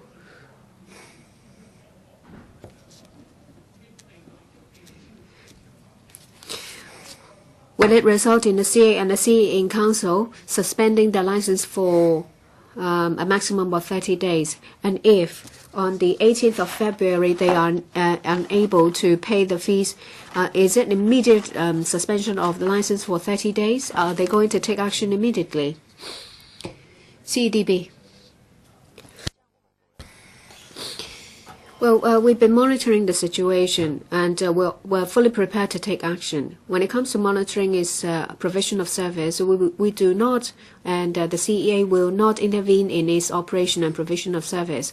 The licensee will have to perform in accordance with the conditions and requirements. Of course, we hope that ATV will resolve the default on wage payment so that the staff will be paid what they are owed. Thank you. I think there's a problem with the ability to understand on the part of the Secretary. Please repeat your question. Well, will the license be suspended immediately for 30 days when they cannot pay wages and when they can't pay the fees? Don't tell me any other things. They have the right to do so. So, suspension of 30 days. The CA will consider many factors before deciding whether to impose this serious sanction. I cannot answer on behalf of the CA. No. Whether they have the right, not they are going to. It's very simple. Sorry. Remember, we've spent close to 24 minutes on this question, and there are a lot of members waiting to ask questions, so you will have to follow up on another occasion. The fifth question, Mr. Lee Cheuk-yan. Mr. President, it has been reported that a seminar held earlier in Beijing, a former Deputy Director of Hong Kong and Macau Affairs Office of State Council, come Chairman of Chinese Association of Hong Kong and Macau, said that some young people in Hong Kong, as they are grossly lacking in national civic awareness, and the Education Bureau and school sponsoring bodies of SAR should be held responsible for that. He also considered that the Secretary of Education had to subject to the supervision of Central Authority. In this connection, come in front of this Council where they the work of various directors' bureaus in scope affairs within the SAR administers on its own subject under basic law to the supervision of central authority, if so, of the relevant legal basis and details of supervision, whether it has received any directions or instructions issued by central authorities on education policy of SAR, for example, the implementation of education since the establishment of SAR, if so, details, and 3, whether the authorities will take measures in use of vast education resources to provide school sponsoring bodies, advisory bodies, and educators, etc., with guidance on how to further deepen students' understanding of basic law and one country, two systems concept, as well as enhance the national identity of young people, if so, of the details. The Secretary of Education. Mr. President, the replies to the questions raised by Mr. Lee after consulting the Constitutional and Mainland Affairs Bureau are as follows. 1. Article 45 of the Basic Law stipulates that the Chief Executive of the Hong Kong Special Administrative Region shall be selected by election or through consultations held locally and be appointed by the Central People's Government. Article 15 of the Basic Law provides that the CPG shall appoint the CE and the principal officials of the executive authorities of HKSAR in accordance with the provisions of Chapter 4 of the Basic Law. According to Article 48(5) of the Basic Law, the CE nominates and reports to the CPG for appointment the principal officials, including secretaries of departments and directors of bureaus.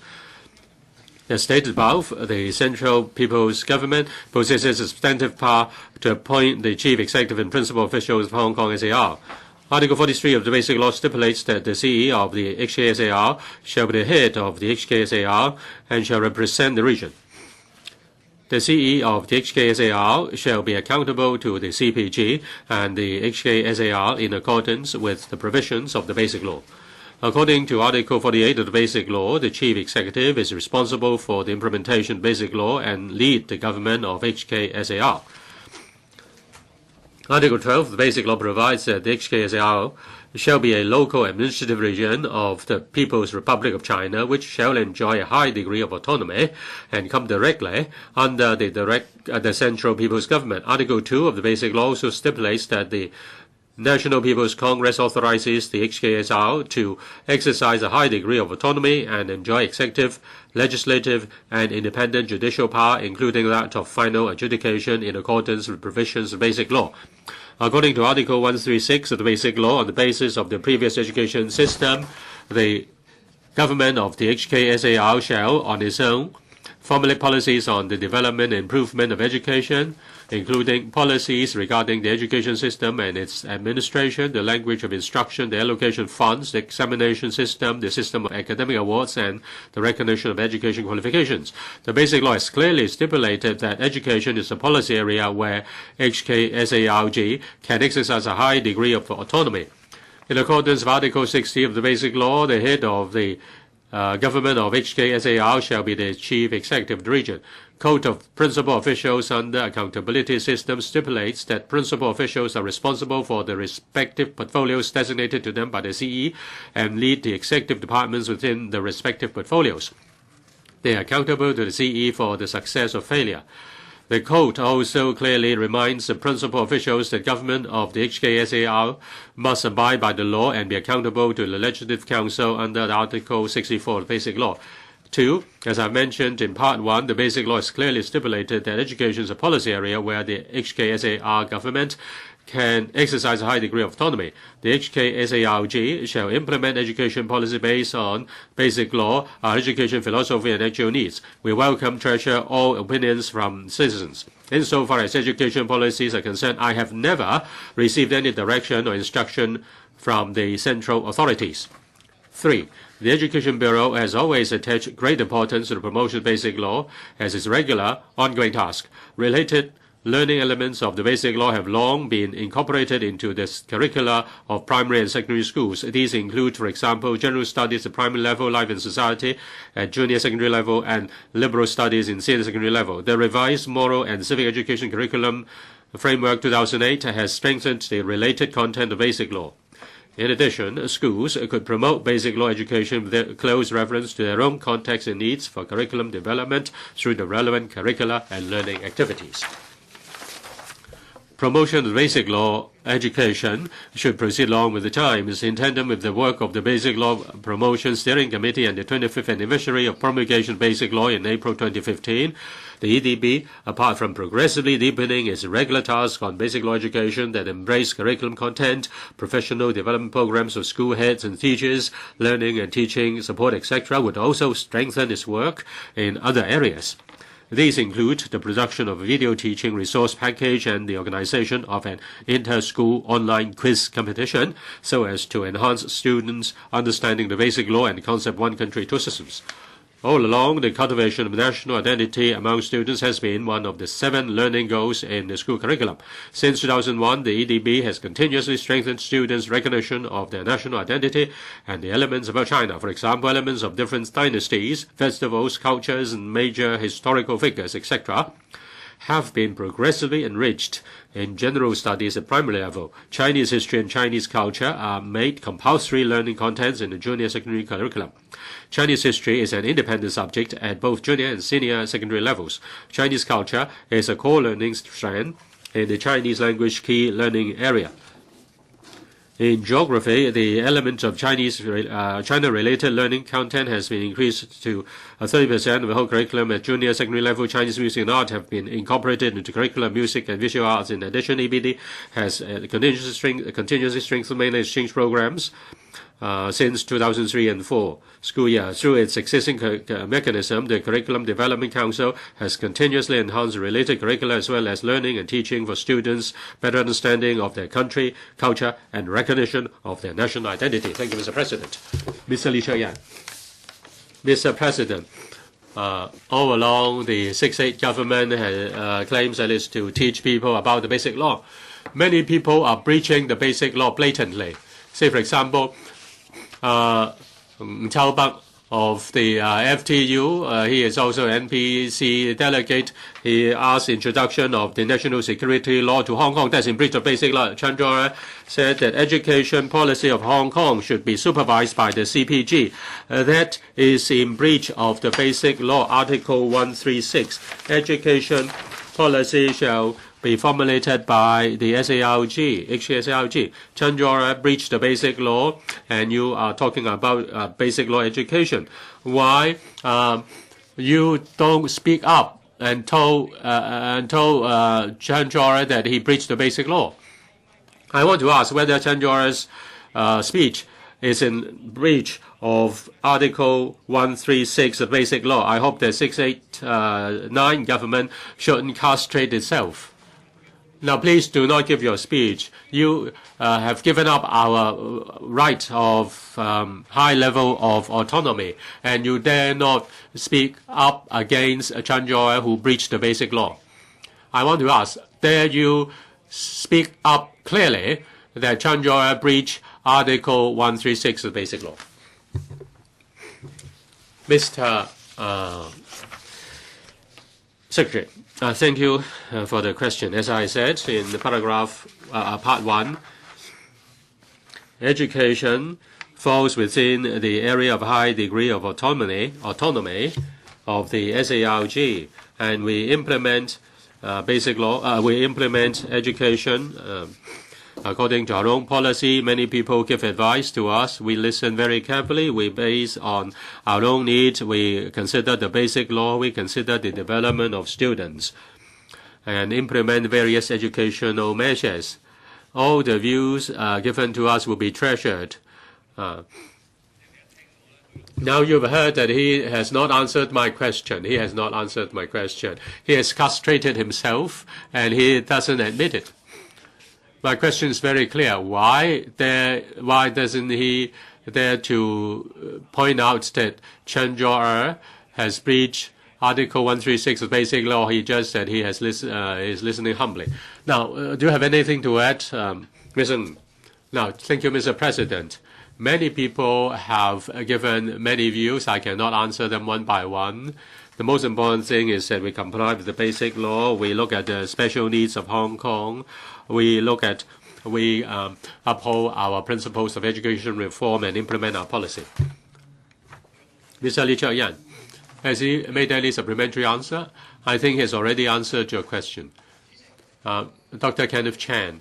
Mr. President, if the Secretary is not pretending to be ignorant, he is trying to mislead us. In answering part 2 of the question, he said that I have never received any direction or instruction from the central authorities. But the question was, since reunification, has the SAR received any directions or instructions issued by the central authorities? In July 2007, when President Hu Jintao came to Hong Kong, he stressed that importance had to be attached to nationalistic education among young people. And in the subsequent 3 years, Donald Tsang put in a lot of efforts to promote nationalistic education. I want to ask the Secretary, the statement made by Hu Jintao and also the funding and measures in respect of nationalistic education, were they the instructions and directions of the CPG? Thank you for the question. In my main reply, I explain the basis for implementing our education policies and measures. We welcome people from all walks of life to give us their advice. Since reunification, we thank the central government and the provincial governments for their support given to the SARG in implementing our education measures and policies. Say, for example, the enrollment of mainland universities by the enrollment of local Hong Kong students by mainland universities, promotion of exchange, and also setting up sister schools. There are a lot of support given to bilateral exchange. That is natural. That's the same for our cooperation with overseas authorities on the education front. Let me stress, I have not received any direction or instruction from the central authorities in respect of education policies. If you look at nationalistic education and its learning framework, we have come across different views, and we have made amendments, and we have changed some arrangements, and they are done according to the context of Hong Kong and according to the basic law. President, I want to tell the Policy Secretary that he shouldn't dodge the question. What he said should be spoken at the panel. Now, my ask is Hu Jintao's statement. Is it an advice, a piece of advice, or an instruction, or a direction, or what? Thank you, Chairman. Thank you, President. I can only speak according to my own experience and according to the fact. Within my work, within my portfolio, I have not received any instruction or direction. Mrs. Regina Ip, Mr. President, recently some young people said that they didn't have any sense of belonging towards the country, and they said that the Chinese identity was not authentic. One reason for not having that emotional attachment is that they have no chance to study classics, Chinese classics. When I grew up in the colonial era, I had built up a strong sense of belonging because I read Chinese classics, and the sense of attachment came naturally. Now, since 2007, there were no designated readings. Now, in the future, next year there would be 7, but there would be some, but they only accounted for 7 points. You just teach Chinese like teaching foreign language, and that's why people doesn't have a sense of attachment towards the country.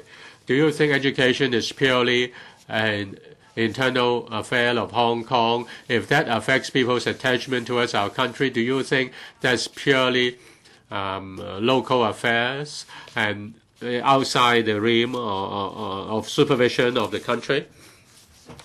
Let me stress once again that education is a policy area which is entirely within the high degree of autonomy, and we do it according to the basic law and according to our own context.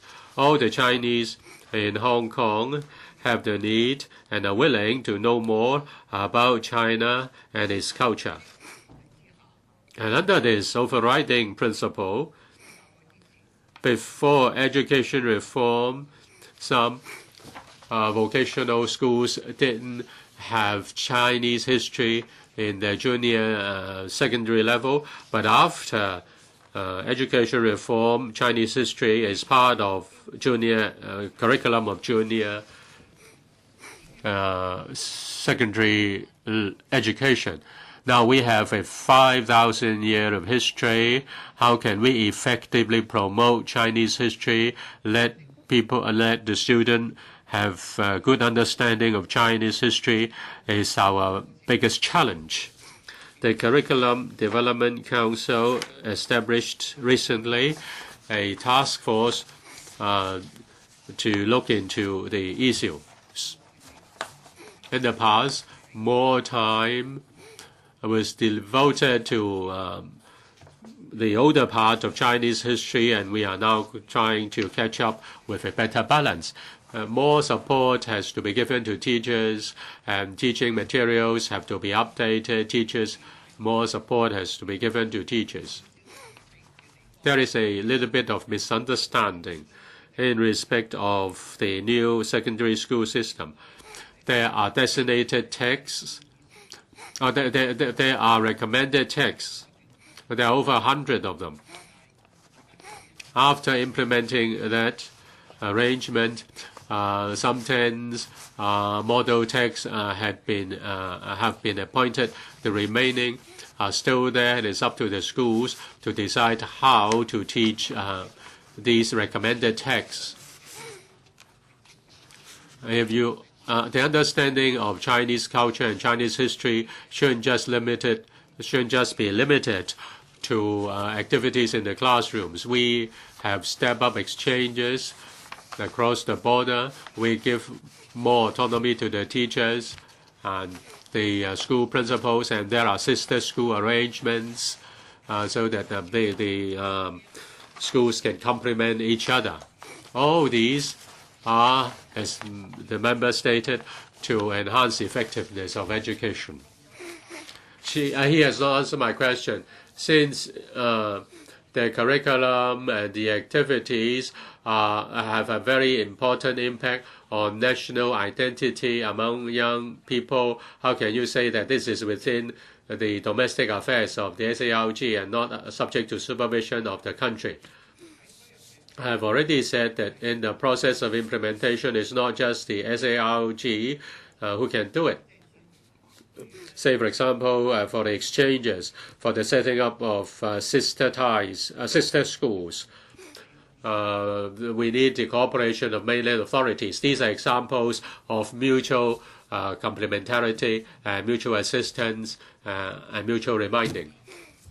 Dr. Fernando Chen, my question is very simple. Chen already said, according to the basic law, the Secretary of the Education Bureau should be subject to the supervision of the central authorities. I want to ask him,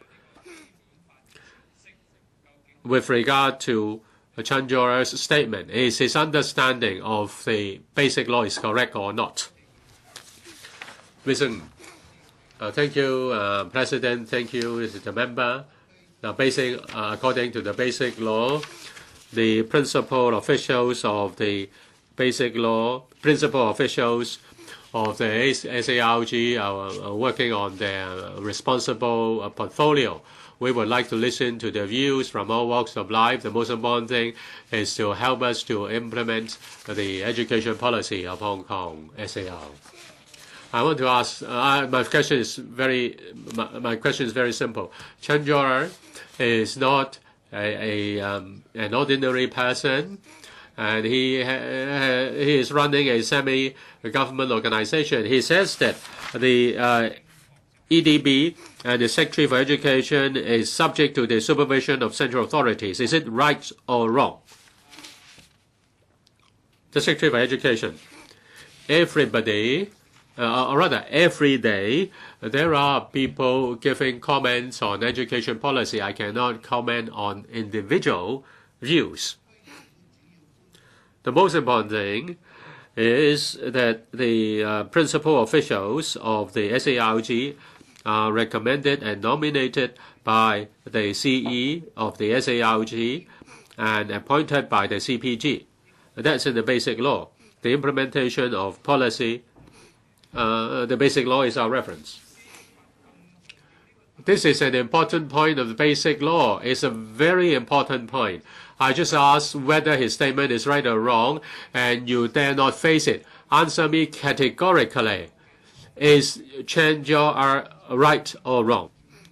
Mr. Cheung, I think the Secretary has clearly stated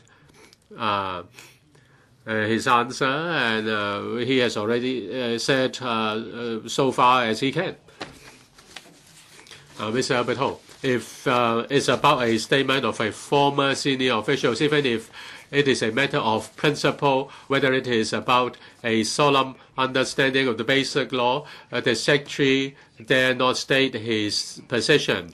He does not make a stand. How can he be responsible for education and teach young people to stand up for something that is right?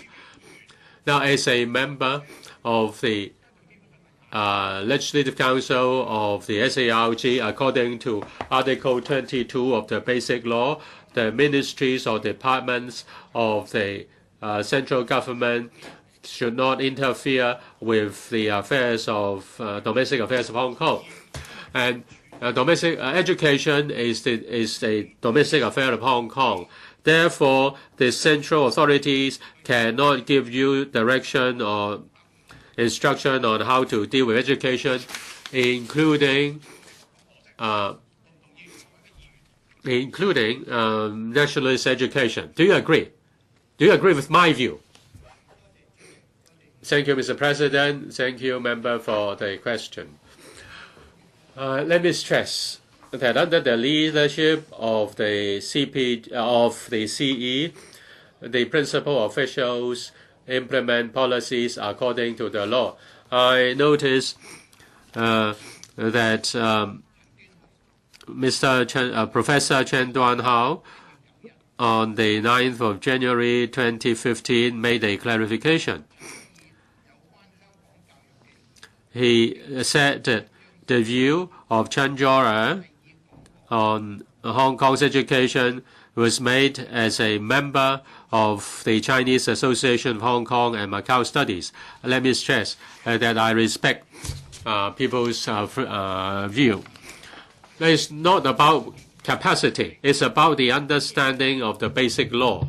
I just want to ask you whether my view of the understanding of the basic law is correct. Do you agree? Well, I respect his view. We've spent nearly 24 minutes. I have to move on. Last question. Mr. Chan Han-pan. Mr. President, at its inception in 2001, the Urban Renewal Authority, URA, was mainly tasked with urban renewal and building rehabilitation. It operates on a self-financing basis. In recent years, the government has entrusted URA with more and more tasks, including the launch of the Operation Building Bright, OBB, in 2012, to provide subsidies and technical support to the owners of dilapidated private buildings, as well as taking over all the building rehabilitation work from the Hong Kong Housing Society, HKHS, within a short period of time. Moreover, in the policy address recently delivered by him, the chief executive has proposed that the URA be invited to assist in developing subsidized sale flats. However, the URA predicted last year that it would experience budgetary constraints. Some members of the public worried that URA may not have sufficient resources and manpower to cope with the additional work. In this connection, will the government inform this council? 1. Whether it will make further capital injections into URA to ensure that URA has sufficient funds to operate and undertake the additional work. If it will, of the details, if not, the reasons for that. And 2, whether it has assessed if the continued expansion of URA's scope of work by the government will make URA focus only on certain work while neglecting other work, thus slowing down the pace of redevelopment of old buildings and old districts, and what measures are in place to ensure that the main work of URA will not be affected. And 3, whether it knows if URA has estimated the additional manpower and expenditure needed for taking over the building rehabilitation work from Hong Kong Housing Society in order to ensure that the quality of service can be maintained. If URS has, of the details, if not, the reasons for that. Secretary for Development. Thank you, Mr. President.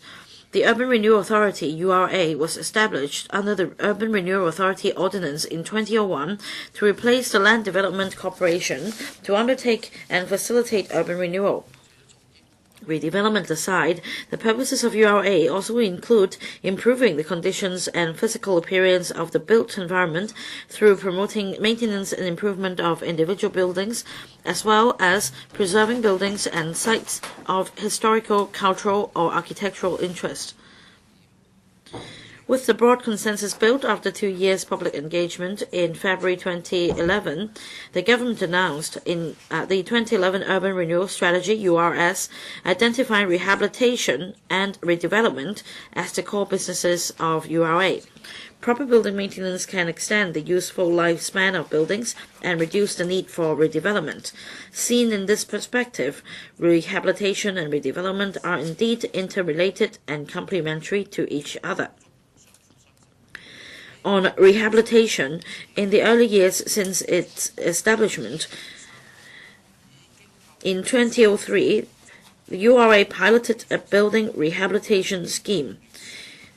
The Building Rehabilitation Materials Incentive Scheme and Buildings Rehabilitation Loan Scheme were officially launched in 2004.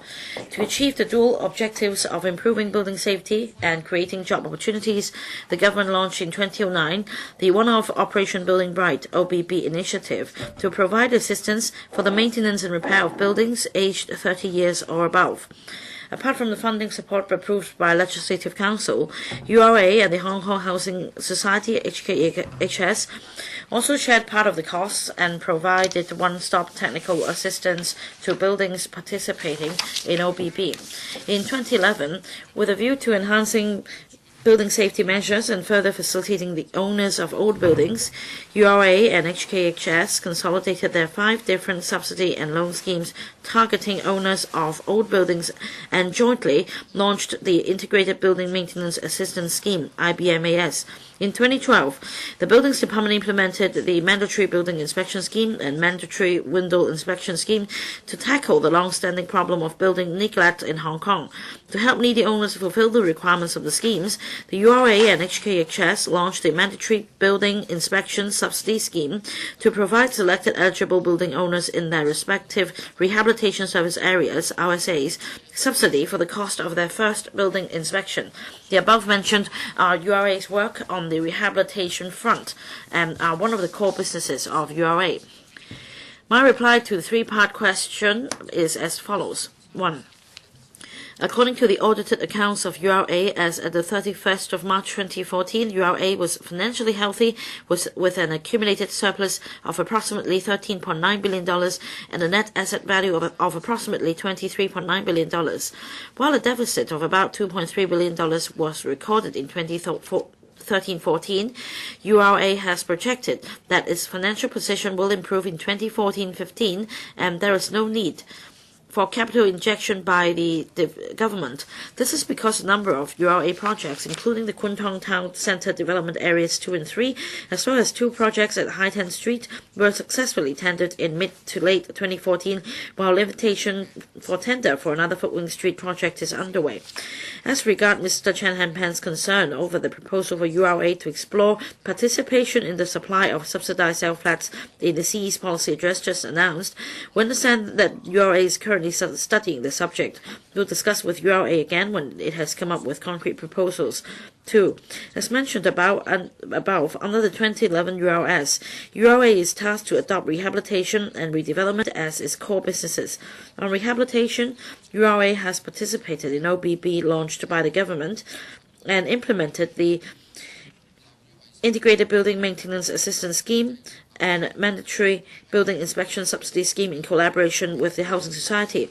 On redevelopment, since 2009 and 2010, URA has commenced 10 URA-initiated redevelopment projects, 10 projects under the Demand-Led Redevelopment Project Pilot Scheme, including 2 which were terminated as they failed to attain the threshold of owners holding 80% or more of the property interest accepting URA's acquisition offers, and 2 projects under the pilot scheme for the redevelopment of industrial buildings, and including 1 which was not proceeded further by URA as all the owners were prepared to redevelop the site by themselves. As compared with the 21 URA-initiated projects commenced in the period between 2004-05 and 2008-09, it shows that URA has not slowed down on the redevelopment of old buildings despite taking on more rehabilitation work.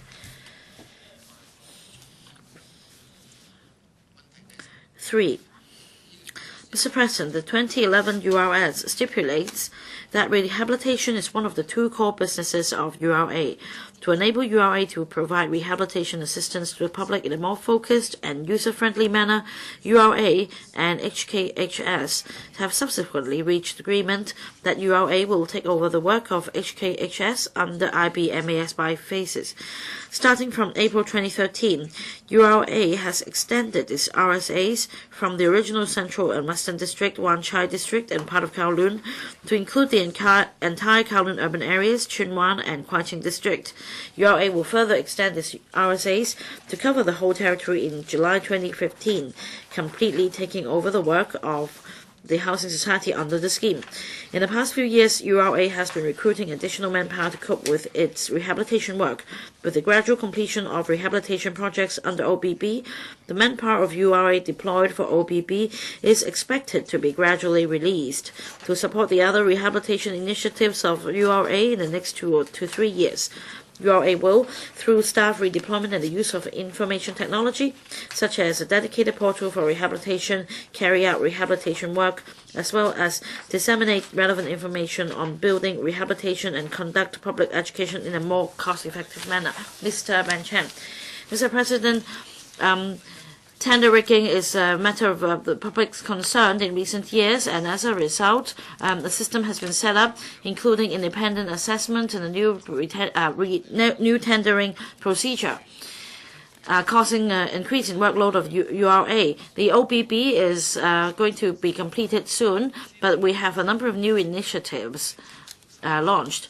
If URA is to take over all the work from Hong Kong Housing Society in relation to repairing old buildings, there will be a substantial increase in workload.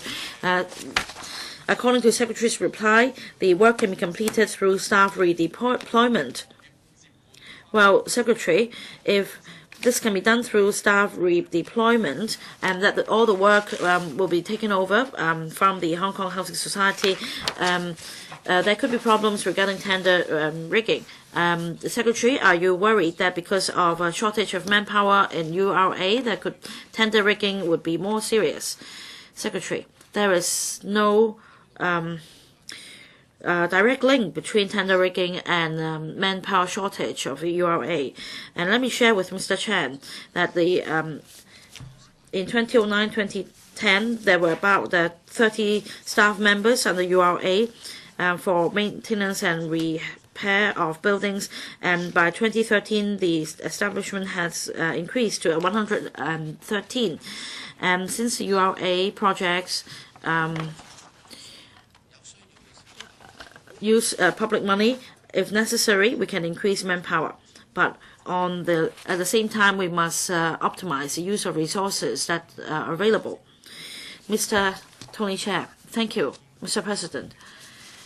Well, as Secretary put it just now, the URA was set up in 2001, tasked with urban renewal and building rehabilitation to improve the built environment. However, over the past decade, it has been criticized.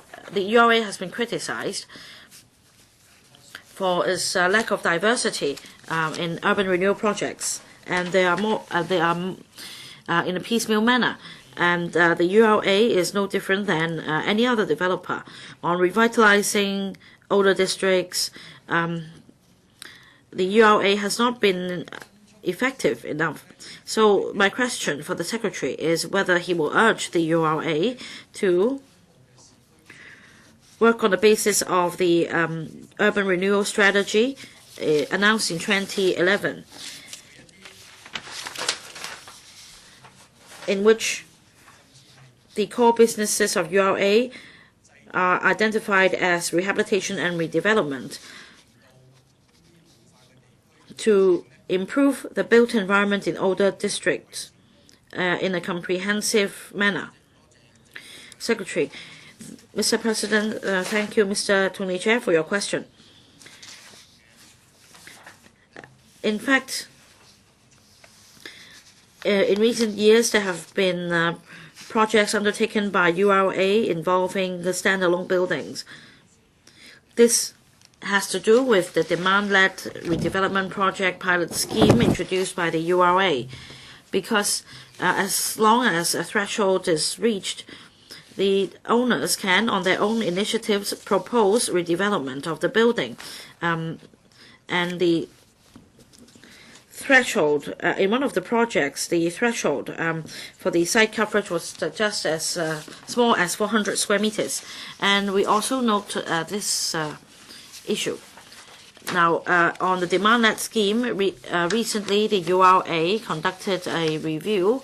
One of the criteria for consideration is that the site coverage should not be less than 700 square meters.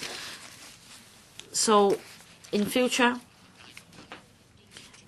some of these small sites, projects mentioned may be excluded. But I agree with Mr. Chair that in order to increase effectiveness, we must have a whole comprehensive planning. In fact, in the recent tendering exercise in Kwun Tong, we have been able to meet this objective. In the it takes time to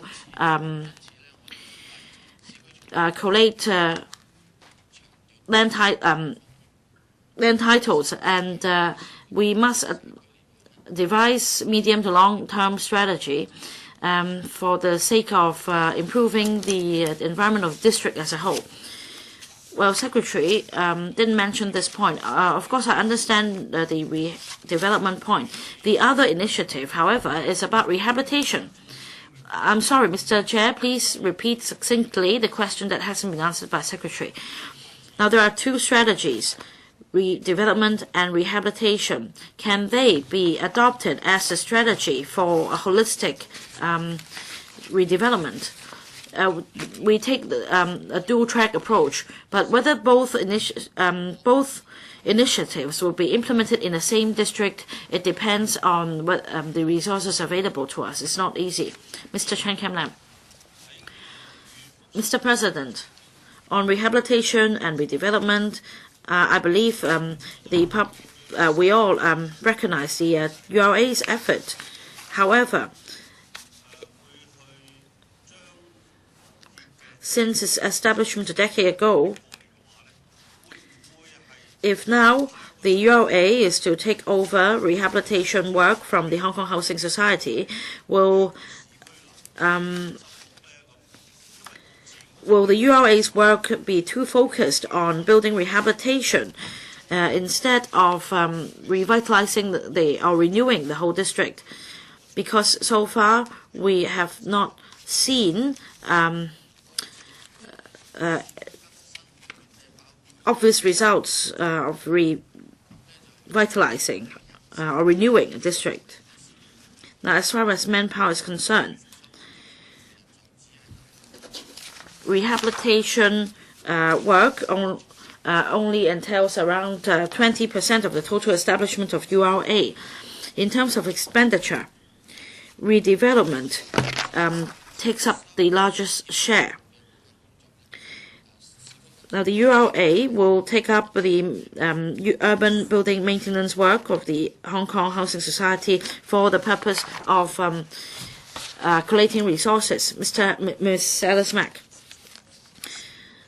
Mr. President, I have to declare, first of all, that I'm an NED of the URA. Now, in this year's policy address, there is another initiative that is for the URA to help the government in increasing housing supply. Previously, there was a demand-led redevelopment project pilot scheme. Because of changes in the terms of the scheme, some local residents found it more difficult to propose buildings redevelopment of their building. And because of the principle that the owners or the project proponent should be financially sound, these owners are quite worried. And when in this year's policy address, it is suggested that the URA will take up more and more work, then Secretary, can you what measures do you have to ensure that despite the increase in workload, the URA will continue to be financially viable so that it can continue to undertake redevelopment in urban districts? Yes, it is the principle that the URA should be should operate on a self-financing basis. This is the Financial Secretary's requirement, and yet we do not. And yet we can judge each case on a case-by-case basis. Of course, projects must be cost-effective. When the URA prepares their annual plan, of course, for some projects, subsidies may be needed, but on the whole, they should strive to strike a balance. The URAs is required to submit an annual project plan through the Development Bureau to the Financial Secretary, and this is a 5-year plan, including the financial plan for the coming 5 years. So in short, their plan is subject to the approval of the Financial Secretary. If the URA supports the government in introducing certain measures, I believe resource-wise, the government will give consideration to that. In the past, we have been supporting the URA in various aspects. For example, we injected $10 billion initially for the payment of a land premium. And we gave concessions so that throughout the years, the land premium forgone amounted to $60 billion. And we also help in consolidating sites for larger scale redevelopment projects for greater cost effectiveness. And may I reassure the honourable member that the URA is now tasked to conduct a study, and once they come up with a concrete proposal, they will discuss with us. Mr. Wu Chi-wai. But first of all, I need to declare that I'm also an NED of URA. The policy address suggests that the URA be invited to assist in developing subsidized sale flats. However, in the Secretary's reply, it is said that discussion will be held with URA, but it's a matter of chicken and eggs. Land costs or project costs of URA are very high. So my question is this. When the chief executives propose that URA should take part in developing subsidized sale flats, does it mean that the government has plans to reintroduce the sandwich class housing scheme as a long-term arrangement instead of doing something on a one-off basis with the use of URA's available sites? Any plan to reintroduce sandwich class housing scheme? Secretary. Well, let me put it this way. Now, as far as the URA is concerned, as you understand,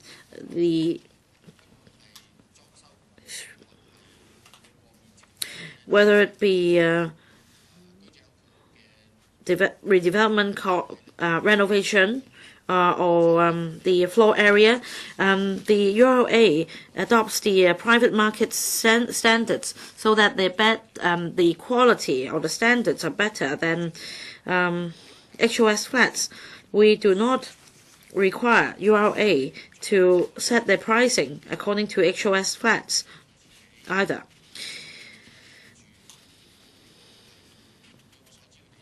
As I understand, there is a dedicated team in URA that looks into this issue, and once they have a proposal, we'll discuss with them.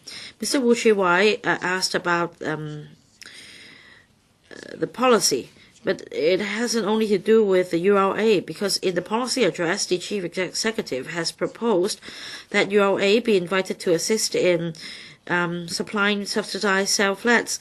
But in fact, apart from URA, all the Hong Kong Housing Society and the Hong Kong Settlers Housing Corporation Limited are also invited. So this is about the overall policy.